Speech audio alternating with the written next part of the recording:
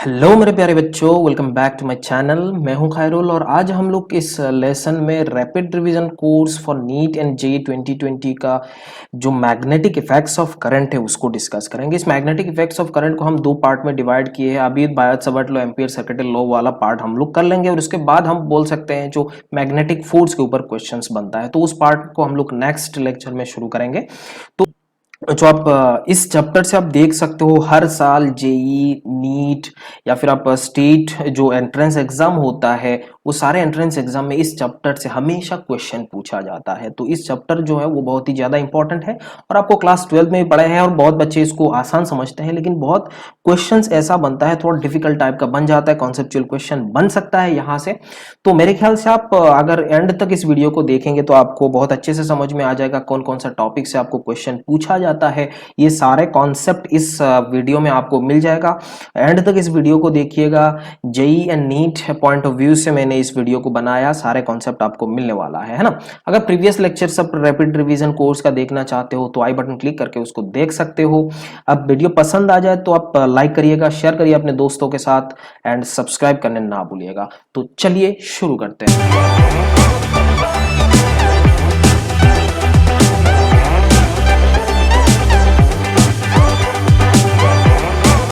तो बच्चों यहाँ पे मैं आपको एक चीज बता दूं, ये जो मैग्नेटिक इफेक्ट्स ऑफ करंट हम लोग जब भी देखते हैं, यहाँ पे नेचर ऑफ कुछ चार्जेस होता है।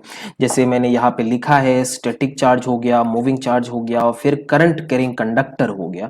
ये सारे चीज हम किसी भी ऑब्जर्वर, मतलब कोई ऑब्जर्वर होगा वो देख रहा होता है। जैसे कि मैंने यहाँ पे स्टैटिक चार्ज के बारे में बात किया। जो स्टैटिक चार्ज, स्टैटिक मतलब रेस्ट है, इन द सेंस यहाँ पे जो चार्ज होता है वो रेस्ट में कब होगा? अगर मान लो एक चार्ज मूव कर रहा है, चार्ज क्या कर रहा है? मूव कर रहा है। और यहाँ पे जो ऑब्जर्वर है वो भी मूव कर रहा है। मानो चार्ज v वेलोसिटी से मूव कर रहा है, ये भी v वेलोसिटी से मूव कर रहा है, तो इसके रेस्पेक्ट में, ऑब्जर्वर के रेस्पेक्ट में ये चार्ज क्या हो जाएगा? स्टैटिक हो जाएगा, है ना।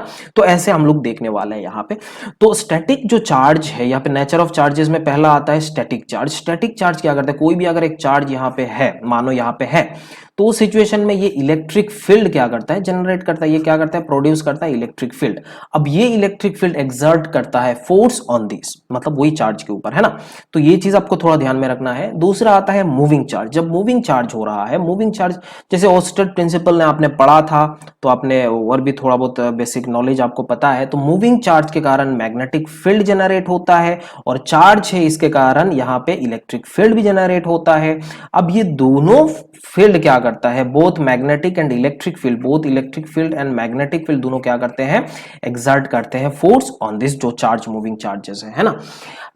तीसरा आता है हमारा जो करंट कैरिंग कंडक्टर। जैसे कोई करंट कैरिंग कंडक्टर है, तो करंट कैरिंग कंडक्टर में हम जानते हैं कि मानो कि ये कंडक्टर है, इसमें करंट कैरिंग कंडक्टर है। तो ओस्टेड बाबा ने ये भी बताया कि अगर करंट कैरिंग कंडक्टर किसी में चल रहा है तो यहाँ पे मैग्नेटिक फील्ड सराउंडिंग में प्रोड्यूस हो जाता है। बट यहाँ पे इलेक्ट्रिक फील्ड का जो वैल्यू है वो क्या होता है? जीरो होता है। यहाँ पे कोई इलेक्ट्रिक फील्ड जनरेट नहीं होता है, बिकॉज हम जानते हैं करंट कैरिंग कंडक्टर में यहाँ पे नेट चार्ज जीरो होता है। क्या होता है? यहाँ पे नेट चार्ज यहाँ पे जीरो है। Net charge equals to zero. That's why यहाँ पे कोई इलेक्ट्रिक फील्ड जनरेट नहीं होता है, कोई इलेक्ट्रिक फील्ड प्रोड्यूस नहीं होता है, सिर्फ और सिर्फ मैग्नेटिक फील्ड प्रोड्यूस होता है। और उस मैग्नेटिक फील्ड क्या करता है? फोर्स जनरेट करता है मूविंग चार्ज के ऊपर। बात समझ में आ रहा है? तो ये नेचर ऑफ चार्जेस के ऊपर हमें डिस्कस करा, static charge, moving charge and current carrying. ये बेसिक कॉन्सेप्ट आपको अच्छे से समझ में आ जाना चाहिए। Static charge, electric field, moving charge, electric field as well as magnetic field and current carrying conductor में सिर्फ और सिर्फ मैग्नेटिक फील्ड आता है, यहाँ पे इलेक्ट्रिक फील्ड नहीं आता है, बिकॉज यहाँ पे कोई चार्ज नहीं होता। Net charge equals to zero होता है, ये तो हम जानते हैं, है ना। दूसरा पॉइंट हमारा आता है जो Biot-Savart law. Biot-Savart law is very important, इसका एप्लीकेशन आपको जानना जरूरी है।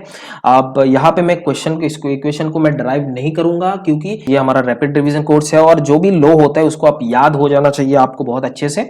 अब इसमें कोई क्वेश्चन नहीं होना चाहिए, है ना। तो इसमें क्या बोला गया? मानो कि एक करंट कैरिंग कंडक्टर है, यहां से करंट पास कर रहा है कुछ दूर r डिस्टेंस पे, ये एक पॉइंट है, इस पॉइंट पे हमें क्या चाहिए? मैग्नेटिक फील्ड चाहिए। तो मैं क्या कर लेता हूं, यहां पे एक छोटा सा करंट एलिमेंट ले लेता हूं। ये करंट एलिमेंट, यहां पे मैंने क्या लिया है? Current element. ये मैं बोल सकता हूँ ये करंट एलिमेंट है। अब करंट एलिमेंट जो है वो एक फिजिकल क्वांटिटी है, ये मान सकते हो फिजिकल क्वांटिटी, बहुत ही छोटा क्वांटिटी है। इसका जो मैग्नीट्यूड है वो होता है हमारा I इंटू डी एल। तो ये जो डिस्टेंस है इससे मैंने क्या बोला, dl डिस्टेंस बोला, इसका वेक्टर क्वांटिटी हुआ। बात समझ में आ रहा है? ये dl डिस्टेंस और इसका जो डायरेक्शन है is the along the direction of current होता है।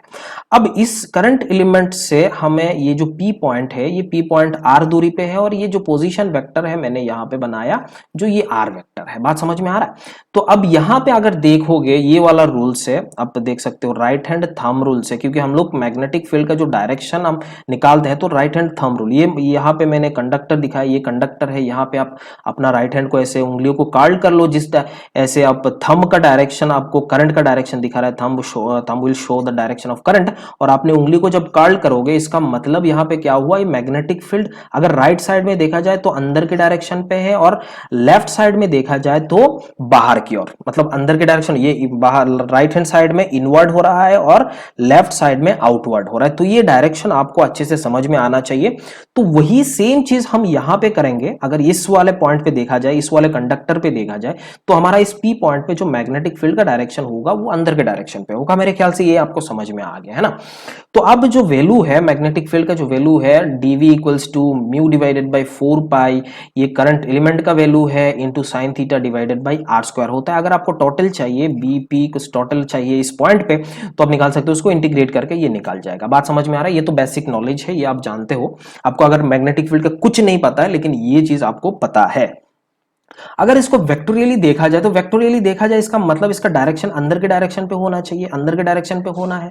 अब ये डायरेक्शन जो है ये दो वेक्टर है, एक dl वेक्टर हो गया और दूसरा हमारा r वेक्टर हो गया। क्या हो गया? r वेक्टर हो गया। और ये जो एंगल बिटवीन दिस, ये dl एंड ये r वेक्टर, वो हमारा थीटा है। अगर ये दोनों के बीच में मैं क्रॉस प्रोडक्ट करूँ, क्रॉस प्रोडक्ट हमारा अंदर के डायरेक्शन पे होना चाहिए, तो अगर मैं dl क्रॉस आर करूंगा तो मेरा ये डायरेक्शन अंदर के डायरेक्शन पे देगा, क्योंकि वही सेम हो जा रहा है। इसको भी हम लोग किसी भी क्रॉस प्रोडक्ट को, दो वेक्टर का क्रॉस प्रोडक्ट को हम हमेशा, ये दोनों वेक्टर का परपेंडिकुलर ही होता है और वो वेक्टर का डायरेक्शन निकालने हम लोग क्या करते हैं, राइट हैंड थंब रूल को भी अप्लाई करते हैं। वही सेम चीज, ये जो डायरेक्शन है क्रॉस कर रहे हो आप dl टू r, तो उसमें अपना राइट हैंड का उंगली को कर्ल कर लो, thumb will show the direction of this vector cross product. बात समझ में आ रहा है? तो ये यहाँ पे मेरा क्रॉस प्रोडक्ट मिला, तो ये भी डायरेक्शन है।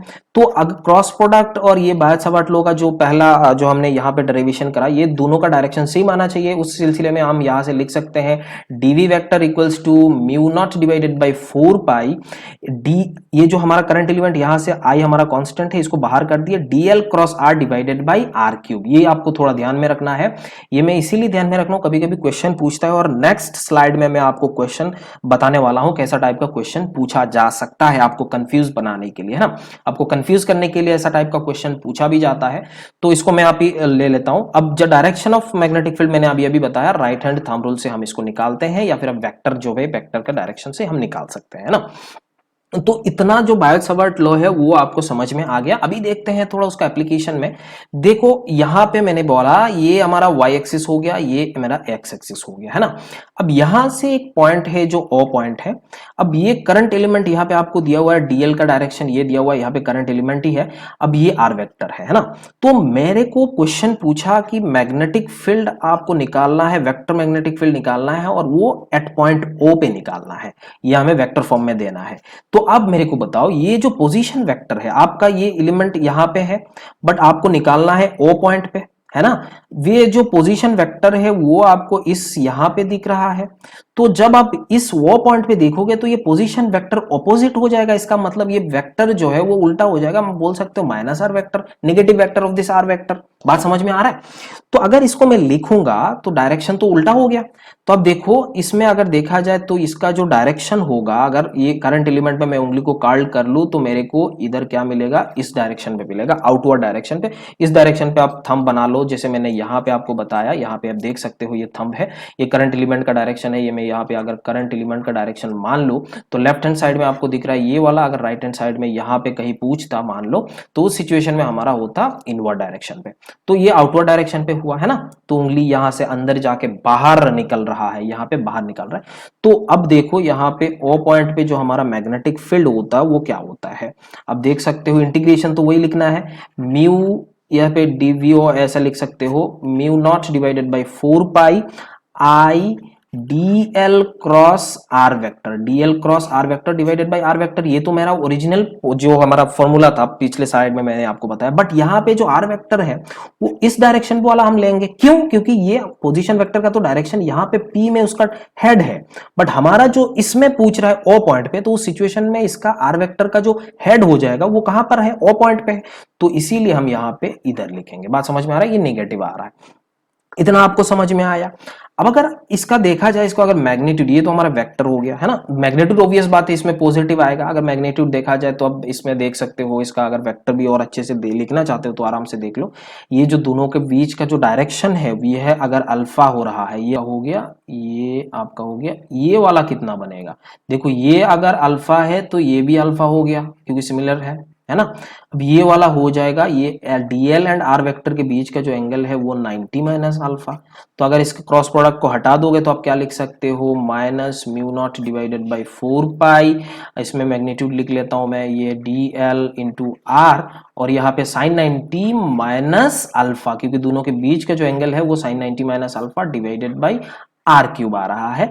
अब यहां से मैंने ये लिखा, अब इसका जो वेक्टर है वो किस डायरेक्शन पे, ये निगेटिव वाला हो जाएगा, है ना, तो निगेटिव निगेटिव मिलके मेरा पॉजिटिव बनेगा, या आई कैप वेक्टर हो गया। यहाँ पे मैंने निगेटिव के क्यों बोला, देखो डीएल का डायरेक्शन ये है, आर का डायरेक्शन अभी ये है, तो यहाँ पे अगर क्रॉस करोगे तो ये अंदर के डायरेक्शन पे दिखेगा ना, तो अंदर कौन सा हो गया, ये के वेक्टर हो गया, है कि नहीं बोलो, ये के कौन सा है, नेगेटिव के वेक्टर, क्योंकि जेड एक्सिस हमारा अंदर पे है, ये वाला हमारा अगर इसमें देखा जाए तो ये माइनस जेड एक्सिस हो रहा है, तो ये माइनस के कैप हो गया, तो magnitude of this equals to mu not divided by 4 pi I D L, और यहाँ पे cos alpha divided by R cube आ जाएगा, यहाँ पे आप इसको ऐसे लिख सकते हो, मेरे ख्याल से आपको समझ में भी आ गया होगा, है ना।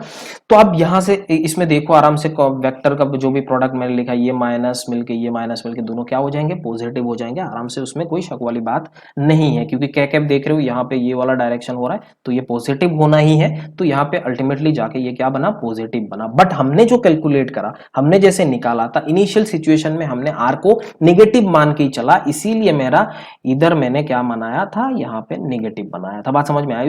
उसके बाद अगर वेक्टर लिखा जाए तो ये क्या वेक्टर आएगा, क्योंकि क्रॉस प्रोडक्ट वही परपेंडिकुलर होता है, और ये हमने यहाँ से डीएल और आर को क्रॉस करके हमें क्या मिला, ये वाला वेक्टर मिला। बात समझ में आया कि नहीं बोलो। अगर इसमें कोई कंफ्यूजन है तो आप कमेंट करके मेरे को नीचे आप कमेंट कर लीजिएगा, आपको पता चल जाएगा, मैं बता दूंगा, उसमें क्या शक, कोई शक वाली बात नहीं है।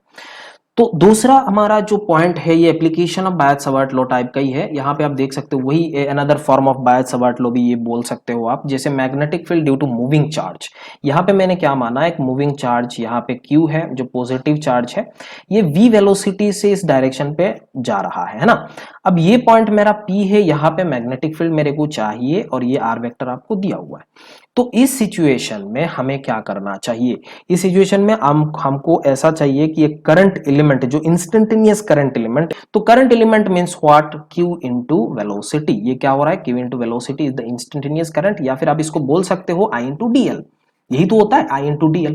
तो अब यहां से जो मैग्नेटिक फील्ड है ये आप लिख सकते हो, जैसे पहले में हमने लिखा था ऐसा टाइप का ही हुआ था ना, mu naught divided by 4 pi I into DL, और इसमें sign theta divided by R square होता था। ये IDL के जगह हम लोग क्या पुट करेंगे, Q इंटू वी पुट करेंगे, तो यहां से वही Q इंटू वी हो जा रहा है हमारा I इंटू DL। तो I इंटू DL को रिप्लेस करके हमने क्या लगाया, Q into v, and Q into v is what, instantaneous current element, instantaneous current element. तो यहां से मेरे ख्याल से ये आपको समझ में भी आ गया। अगर इसका वेक्टर फॉर्म लिखा जाए तो वही सेम चीज लिखेंगे, v vector equals to mu not divide by 4 pi, Q को बाहर कर देंगे V क्रॉस R, क्योंकि अगर इस डायरेक्शन पे भी हमारा उंगली को कार्ड कर ले तो थंब तो इस डायरेक्शन पे होगा, और अपना जो उंगली है वो ऐसे बाहर आते हुए नजर आएगा आपको। बात समझ में आ रहा है? तो पहले वाले जैसे मैंने स्लाइड में आपको दिखाया था वैसा ही स्लाइड है। तो इसमें आपको बाहर डायरेक्शन पे है और यहाँ पे आपको अंदर के डायरेक्शन पे दिखेगा।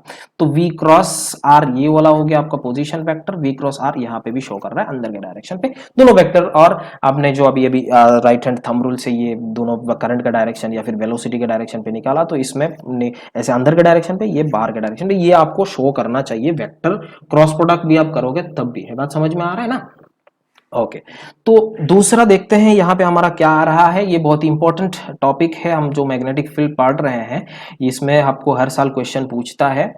देखो यहाँ पे बहुत इंपॉर्टेंट है, magnetic field due to a current carrying wire. ये आपका बायोट-सावर्ट लॉ का एक एप्लीकेशन है, this is the application of Biot Savart law बोल सकते हो, है ना। तो यहाँ पे मैंने 3 ऐसा वायर लिया, करंट कैरिंग वायर ले लिया। जैसे मान लो यहाँ पे इसका करंट का डायरेक्शन ये हो गया, दूसरा यहाँ पे इसका करंट का डायरेक्शन ये हो गया, अब तीसरा भी हम ऐसा लिख सकते हैं, कोई शक वाली बात नहीं। इसका ऑपोजिट थोड़ा ले लेते हैं ताकि आपको डायरेक्शन भी कंफ्यूजन नहीं आएगा, मैं सही से आपको बता दूंगा। जैसे ये आपका इन्फाइनेटली लॉन्ग है, तो इस सिचुएशन में हमारा जो मैग्नेटिक फील्ड आता है एट दिस पी पॉइंट, तो magnetic field equals to v equals to आप लिख सकते हो mu not I divided by 2 pi into are. ये आपको याद रखना चाहिए पी पॉइंट पे कितना होगा। ये हमें क्या चाहिए, नीट एंड जेई के लिए हमें रिजल्ट मायने रखता है, हमें रिजल्ट के ऊपर ही हमें फोकस ज्यादा करना चाहिए। तो ये हमें रिजल्ट ये मिल गया कि इनफाइनेटली लॉन्ग हो जाए तो उसका मैग्नेटिक फील्ड का वैल्यू ये होता है।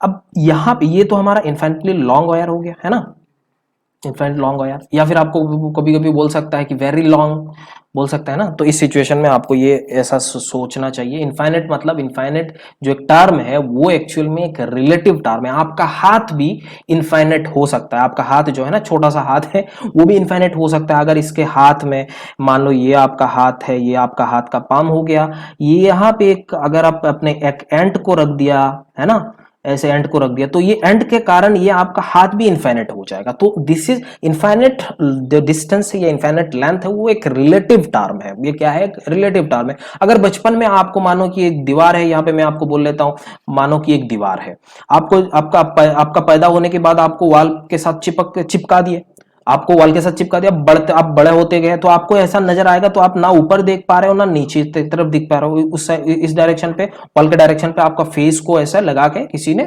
मानो फेविक्विक से आपको इसमें चिपका दिया।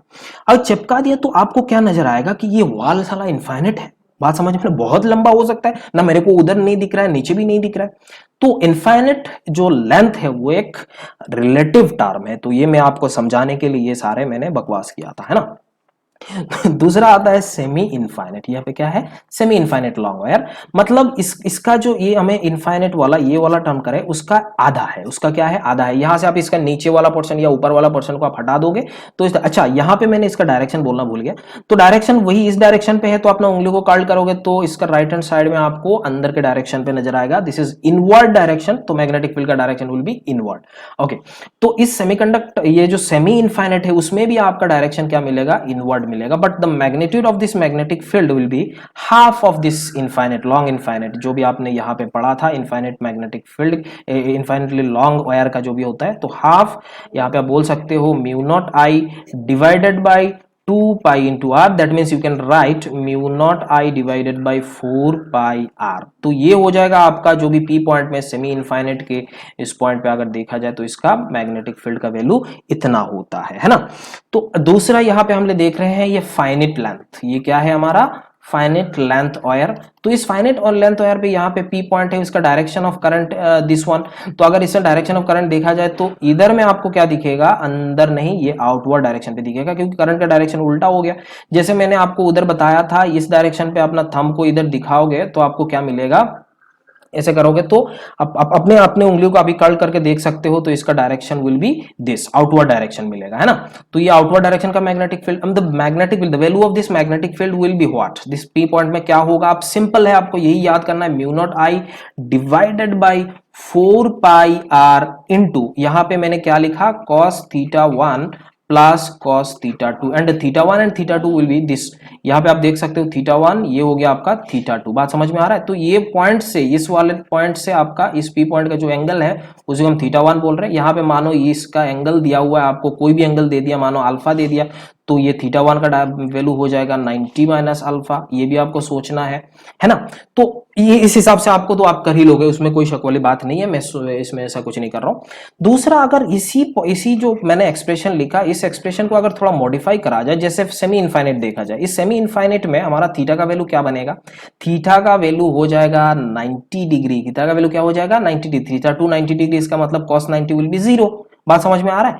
और थीटा अगर देखा जाए, ये थीटा वन देखा जाए तो वो कितना बनेगा, थीटा वन हमारा हो जाएगा, ये पूरा ऐसा ऐसा पूरा सीधा दिख रहा है, तो इसका मतलब थीटा वन विल बी 0। तो अब cos थीटा वन हमारा 1 होता है, तो सेमी इनफाइनाइट का वैल्यू यहाँ पे देख लो, ये बन गया। बात समझ में आया। ओके, अगर इनफाइनाइट में भी देखा जाए तो इनफाइनाइट में क्या होता है, अगर ये थीटा वन का वैल्यू है वो हमारा 0 होता है, अगेन थीटा टू का भी वैल्यू 0 हो जाएगा। तो इस सिचुएशन में cos theta 0 plus cos 0 plus cos 0 मतलब 2 हो रहा है, तो अब 2 से अगर इसको मल्टीप्लाई करोगे तो आपको वही रिजल्ट मिलने वाला है। मेरे ख्याल से आपको इतना समझ में आ गया है ना। तो ये बहुत इंपॉर्टेंट है, इसका जो रिजल्ट है आपको पूरा अच्छे से याद आ जाना चाहिए। आप अच्छे से याद करोगे क्योंकि डायरेक्ट क्वेश्चन आपको पूछ लेता है। मैंने इलेक्ट्रोस्टैटिक वाले पार्ट में भी ऐसा टाइप का क्वेश्चन कराया था, आपको शायद याद होगा। अगर आपको याद नहीं है तो आप एक बार रिवाइज कर सकते हो, दोनों को एक साथ देखोगे, कंपेयर करोगे तो आपको और आसानी से समझ में भी आ जाएगा। तो दूसरा देखते हैं हम लोग, magnetic field due to a circular wire. अगर magnetic field due to circular wire देखा जाए तो हमें क्या बनेगा, ये हमारा सर्कुलर वायर है, इसका डायरेक्शन ऑफ करंट ये दिया हुआ है, इसे डायरेक्शन ऑफ करंट। अब ये जो भी एक कॉइल है, आपको जब भी मैग्नेटिक फील्ड हमको कॉइल दिख रहा है, मतलब magnetic field inside and outside आपको ऐसा मैग्नेटिक फील्ड का दिख रहा है, ऐसा पूछ रहा है, मानो कि आउटसाइड का, पहले तो बात है हम डायरेक्शन अगर पूछ ले, मानो कि डायरेक्शन पूछ ले, तो ये याद रखना मैग्नेटिक फील्ड इनसाइड और आउटसाइड ए कॉइल, ये सर्कुलर हो या फिर कोई स्क्वायर हो या फिर किसी भी डायरेक्शन पर क्लोज लूप होना चाहिए। क्लोज लूप को ही हम लोग क्या बोलते हैं, कॉइल बोलते हैं। तो उस सिचुएशन में हमें याद रखना है कि इनसाइड एंड आउटसाइड का जो डायरेक्शन है मैग्नेटिक फील्ड का, दोनों ऑपोजिट होगा। अगर इनसाइड वाला आउटवर्ड डायरेक्शन पे हो रहा है तो आउटसाइड वाला क्या हो जाएगा, इनसाइड अगर आउटवर्ड हो रहा है तो आउटसाइड इनवर्ड हो जाएगा, मतलब दोनों ऑपोजिट होगा। अगर इनसाइड हमारा, क्या मैंने बोला कि इनसाइड अगर इनवर्ड हो रहा है तो आउटसाइड आउटवर्ड हो जाएगा। बात समझ में आ रहा है। तो इसमें देखो करंट का डायरेक्शन ये है, तो जिस डायरेक्शन पे करंट फ्लो कर रहा है उस डायरेक्शन पे अपना सारे उंगलियों को कार्ड कर लो। तो ये आपने उंगलियों को कार्ड करा, तो ये उंगलियों को कार्ड करने के बाद आपको ऐसा नजर आ रहा है, तो थंब जो है वो इनवर्ड डायरेक्शन पे, तो ये जो थंब है तो that will show the direction of magnetic field inside the coil. बात समझ में आ रहा है। तो यहां पे जो इनसाइड द कॉइल है उसका सारे के सारे डायरेक्शन क्या हो रहा है, इनवर्ड डायरेक्शन पे हो रहा है। और ये इनवर्ड जाके आउटसाइड में आपको बाहर निकल के हुए आता है, तो बाहर के डायरेक्शन पे जो भी मैग्नेटिक फील्ड होगा वो क्या होगा, आउटवर्ड डायरेक्शन पे होगा। बात समझ में आ रहा है कि नहीं, बोलो। तो यही चीज आपको थोड़ा ध्यान में रखना है कि डायरेक्शन किसी भी कॉइल में ये हो सकता है, ये मानो कि एक स्क्वायर कॉइल हो गया, ऐसा स्क्वायर शेप का हो गया, इसका डायरेक्शन अगर ये है तो इसके जो इनसाइड में जो मैग्नेटिक फील्ड होगा, अपने उंगलियों को इस डायरेक्शन पे कर्ल कर लो, क्योंकि डायरेक्शन ऑफ करंट आपको उस डायरेक्शन पे अपने उंगलियों को कर्ल करना है। तो करेंगे तो आपको इधर इनसाइड में भी आपको थंब इनवर्ड डायरेक्शन होगा, thumb inward direction, that means magnetic field भी इनवर्ड डायरेक्शन। अगर इनवर्ड डायरेक्शन पे इनसाइड हो रहा है तो आउटसाइड में क्या होगा, आउटवर्ड डायरेक्शन पे। ये दोनों चीज आपको थोड़ा ध्यान में रखना है, मैं ये कह रहा हूं आपको याद में रखना है। दूसरा देखो, यहां पे मैंने इसमें तो आपको डायरेक्शन समझा दिया, इसमें मैं डेरिवेशन बोलता हूं कि मतलब जो भी हमारा कॉन्सेप्ट है, जैसे एक सर्कुलर कॉइल है ऐसा टाइप का, तो इस सिचुएशन में इसका अगर रेडियस r है and the number of turns of this coil is capital N, right. अब यहाँ पे करंट फ्लो कर रहा है I, तो अगर सेंटर पे पूछा जा रहा है तो सेंटर O मान लेते हैं, उस सेंटर पे अगर पूछा जाए तो magnetic field that will be equals to mu not I divided by 2 into R। ये आपको याद रखना है, mu not divided by 2 into R। अभी इसका डायरेक्शन जो है वो किधर होगा, ऐसे इस डायरेक्शन पे आपको उंगलियों को कर्ल करना है, तो आउटवर्ड डायरेक्शन, मतलब इनसाइड में आपको आउटवर्ड डायरेक्शन दिख रहा है, तो अगर इसका आउटसाइड में देखा जाए तो इनवर्ड डायरेक्शन दिखेगा। और हम हमेशा एक चीज याद रखना है कि मैग्नेटिक फील्ड हम जानते हैं तो क्लोज लूप बनाता है। क्या करता है, मैग्नेटिक फील्ड क्लोज लूप बनाता है। आपको थोड़ा बेसिक तो आइडिया होगा, अगर ये अब मान लो ये आपका नॉर्थ पोल है, ये आपका साउथ पोल है, तो नॉर्थ पोल से निकल के साउथ पोल में क्या से घुसता है, साउथ पोल ऐसे निकल के घुसता है, और अंदर के डायरेक्शन पे साउथ से नॉर्थ होता है। ये चीज आपको याद रखना, वैसे मैं समझा दूंगा, इसमें कोई शक वाली बात नहीं है। तो यहाँ पे क्या बन रहा है, क्लोज लूप बन रहा है, यहाँ पे क्लोज बन रहा है ना, तो यहाँ पे भी क्लोज बनेगा। तो अगर सेंटर पे मैग्नेटिक फील्ड का वैल्यू देखा जाए तो mu not I divided by 2R हो रहा है, ये आपको याद रखना है। इस एक्सप्रेशन को बहुत ज्यादा इस्तेमाल होता है और आपको कॉम्पिटिटिव एग्जाम में आपको डायरेक्ट इसके ऊपर क्वेश्चन भी पूछ लेता है, इस सेंटर पे, है ना। अभी अगर हम देखेंगे कोई वही सेम सर्कुलर कॉइल है और उसमें हमने किसी भी एक्सिस पॉइंट पे, एक्सियल पॉइंट पे, यहाँ पे इस पी पॉइंट पे एक्स दूरी पे है, इस पी पॉइंट पे हमारा मैग्नेटिक फील्ड कितना होगा आपको बताना है। तो ये कॉइल में जैसे यहाँ पे करंट फ्लो हो रहा है, तो मैंने यहाँ पे डायग्राम में थोड़ा इधर में दिखाया, इधर दिखाया और इधर मैंने नहीं दिखाया। तो आप देख सकते हो इसका मतलब आपको क्या शो हो रहा है कि आप इस डायरेक्शन से देख रहे हो। तो ऑब्जर्वर, ये आपका ऑब्जर्वर हो गया, या फिर आप यहाँ पे खड़े हो तो आप यहाँ से देख रहे हो। तो जब आप इसमें इस कॉइल को देखोगे तो आपका जो डायरेक्शन ऑफ करंट दिख रहा है वो किधर दिख रहा है, इस डायरेक्शन पे दिखेगा। तो मानो ये सर दिख रहा है, तो उस सिचुएशन में आपको ये एंटी क्लॉकवाइज नजर आ रहा है। बात समझ में आ रहा है कि नहीं? ये एंटी क्लॉकवाइज नजर आ रहा है, तब एंटी क्लॉकवाइज के डायरेक्शन पे आप अपना उंगलियों को कार्ड कर लोगे तो आपका जो मैग्नेटिक फील्ड का डायरेक्शन है दैट विल बी ये। बात समझ में आ रहा है? इस पी पॉइंट पे मैग्नेटिक फील्ड का डायरेक्शन ये हो जाएगा। अब अगर लेफ्ट साइड में किसी पॉइंट पे देखा जाए तो इधर का भी ये हो जाएगा। बात समझ में आ रहा है? तो ये मैग्नेटिक फील्ड हमेशा इस डायरेक्शन पे ही होगा। बात आया समझ में? जैसे कि आप बोल सकते हो यहां से ऐसे निकलते हुए ऐसे आके ऐसे घुसेगा, तो इस पॉइंट पे भी ऐसे डायरेक्शन पे, ये पॉइंट पे भी ऐसे डायरेक्शन पे आपको नजर आएगा। मेरे ख्याल से ये आपको समझ में आया। अब यहाँ पे एक चीज है, सेम चीज आपको ऐसा टाइप का कॉइल के ऊपर आपने जो एक्सप्रेशन में आपको बताने वाला हूं, जो बी का वैल्यू होता है v इक्वल्स टू, आप बोल सकते हो mu not i r square divided by 2 into r square plus x square divided to the power 3 divided by 2। तो ये होता है एक्सप्रेशन, है ना? तो इसका डायरेक्शन भी आपको समझ में आ गया, पॉजिटिव एक्स एक्सिस के डायरेक्शन पे है ना? अब ये थोड़ा अनलाइक मैग्नेट इलेक्ट्रिक फील्ड है। इलेक्ट्रिक फील्ड में उसका अगर इस डायरेक्शन पे, इस पॉइंट पे लेफ्ट साइड में देखा जाता तो इलेक्ट्रिक फील्ड का डायरेक्शन ये होता। तो इसमें थोड़ा यही है, दिस इज अनलाइक, या बोल सकते हो अनलाइक इलेक्ट्रिक फील्ड, है ना? तो इसमें इलेक्ट्रिक फील्ड की तरह इसको ट्रीट मत कर देना इस सिचुएशन में। अब हम देख रहे हैं एक्स पे ये हो रहा है। अब सेंटर पॉइंट पे देखा जाए तो मैक्सिमम होता है। सेंटर पॉइंट पे क्या हो रहा है? मैक्सिमम हो रहा है, और जितना आप दूर में चले जाते हो उतना जो कम होते जाता है, कम होते जाता है, इन्फिनिटी में जाके ये जीरो बन जाएगा। देखो यहाँ पे अब इसका अगर ग्राफ देखा जाए, बहुत अच्छे से हम इसको ग्राफ को पढ़ते हैं थोड़ा। ये वाला ग्राफ हो गया हमारा, ये मैग्नेटिक फील्ड हो गया, ये मेरा आर जो भी सॉरी एक्स डिस्टेंस हो गया, ये मेरा एक्स डिस्टेंस हो गया।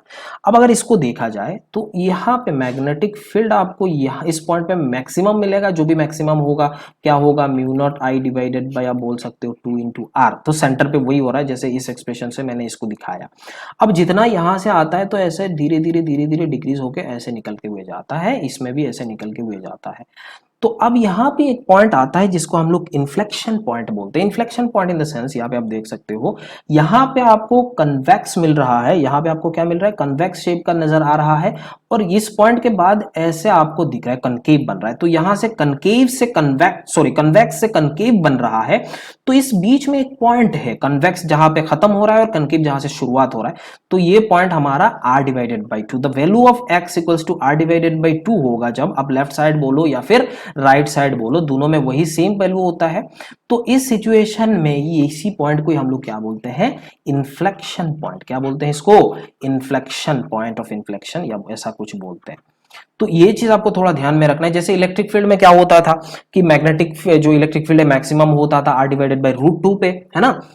Plus minus r divide by root 2। तो इस सिचुएशन में इसके थोड़ा अनलाइक दिस इलेक्ट्रिक फील्ड, आपको ये चीज ध्यान में रखना है। कन्वेक्स से कनकेव बन रहा है वो, और वो x का पॉइंट जो वैल्यू है वो r डिवाइडेड बाई 2। इसके ऊपर भी आपको एक बार क्वेश्चन पूछा भी गया था। आई होप आपको ये समझ में आया, और इसको थोड़ा ध्यान में रखना है, याद रखना है आपको, है ना? तो आगे देखते हैं क्या और टॉपिक है। इसमें अगर कोई डाउट है तो आप कमेंट करके मेरे को पूछ सकते हो। जैसे ये हो गया आपका हेल्महोल्ट्ज कॉइल। ये चीज आपको थोड़ा इंपॉर्टेंट है, ये चीज आपको थोड़ा देखना है। बहुत लोग शायद इसके बारे में सुना ही होगा। Pairs of coil separated by distance r, capital R जो radius of this coil, which produce almost uniform magnetic field in between them. मानो यहाँ पे मैंने एक कॉइल रखा, ये एक कॉइल हो गया, ये दूसरा कॉइल हो गया, है ना? तो ये दोनों कॉइल में अगर मैं देखूं, करंट का डायरेक्शन भी मैं ऐसा बोल लेता हूं, यहाँ पे मैंने इसको ऐसा बोल लेता हूं। इस डायरेक्शन पे आप देख रहे हो, यहाँ से आप नजर कर रहे हो, तो यहाँ पे इसका डायरेक्शन ये हो गया, तो इसका डायरेक्शन ये हो गया। अगर इसका डायरेक्शन देखा जाए तो यही सेम डायरेक्शन मैंने बताया। तो इसमें ऐसा हो रहा है कि ऐसे अंदर जा रहा है। तो इस सिचुएशन में आपको समझ में आ गया मेरे ख्याल से। आप किस पॉइंट से देख रहे हो? इधर से आप देख रहे हो, अपना आंखें बड़ा बड़ा करके ऐसे देख रहे हो। बात समझ में आ रहा है? तो यहाँ से देख रहे हो तो इसका डायरेक्शन जो भी है, उसका मैग्नेटिक फील्ड का direction will be leftward direction. यहाँ पे भी लेफ्टवर्ड डायरेक्शन होगा, यहाँ पे भी लेफ्टवर्ड डायरेक्शन पे होगा। इस सिचुएशन पे अगर बीच में देखा जाए तो इसका मैग्नेटिक फील्ड, इस कॉइल के कारण मैग्नेटिक फील्ड, ये जो रेड वाला मैंने बताया ये ऐसा होगा, अगर ये इस साइड वाला देखा जाए तो ये ब्लू से मैंने बताया। तो ये r/2 पॉइंट पे ये हमारा इन्फ्लेक्शन पॉइंट हो रहा है, जैसे कन्वेक्स टू कनकेव होता है।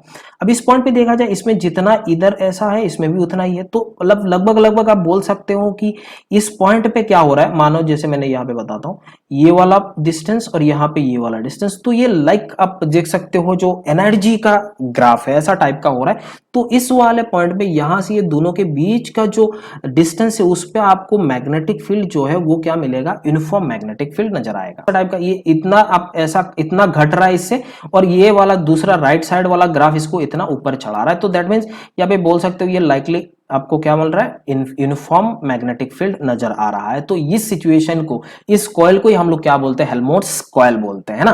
तो अगर इसका ग्राफ भी देखा जाए तो ये देखो मैंने ब्लैक कलर से बताया और इस यहाँ पे मैंने थोड़ा एक्सपांड करके बताया, क्योंकि यहाँ पे ये रेड वाला तो है ही और ये ब्लू वाला भी तो थोड़ा इधर आएगा, तो इसीलिए थोड़ा ये ऊपर शिफ्ट होगा। इसमें भी ब्लू वाला तो पहले से ही है और ये रेड वाला थोड़ा आएगा, तो इसको भी, इस ग्राफ को भी थोड़ा शिफ्ट कर देगा।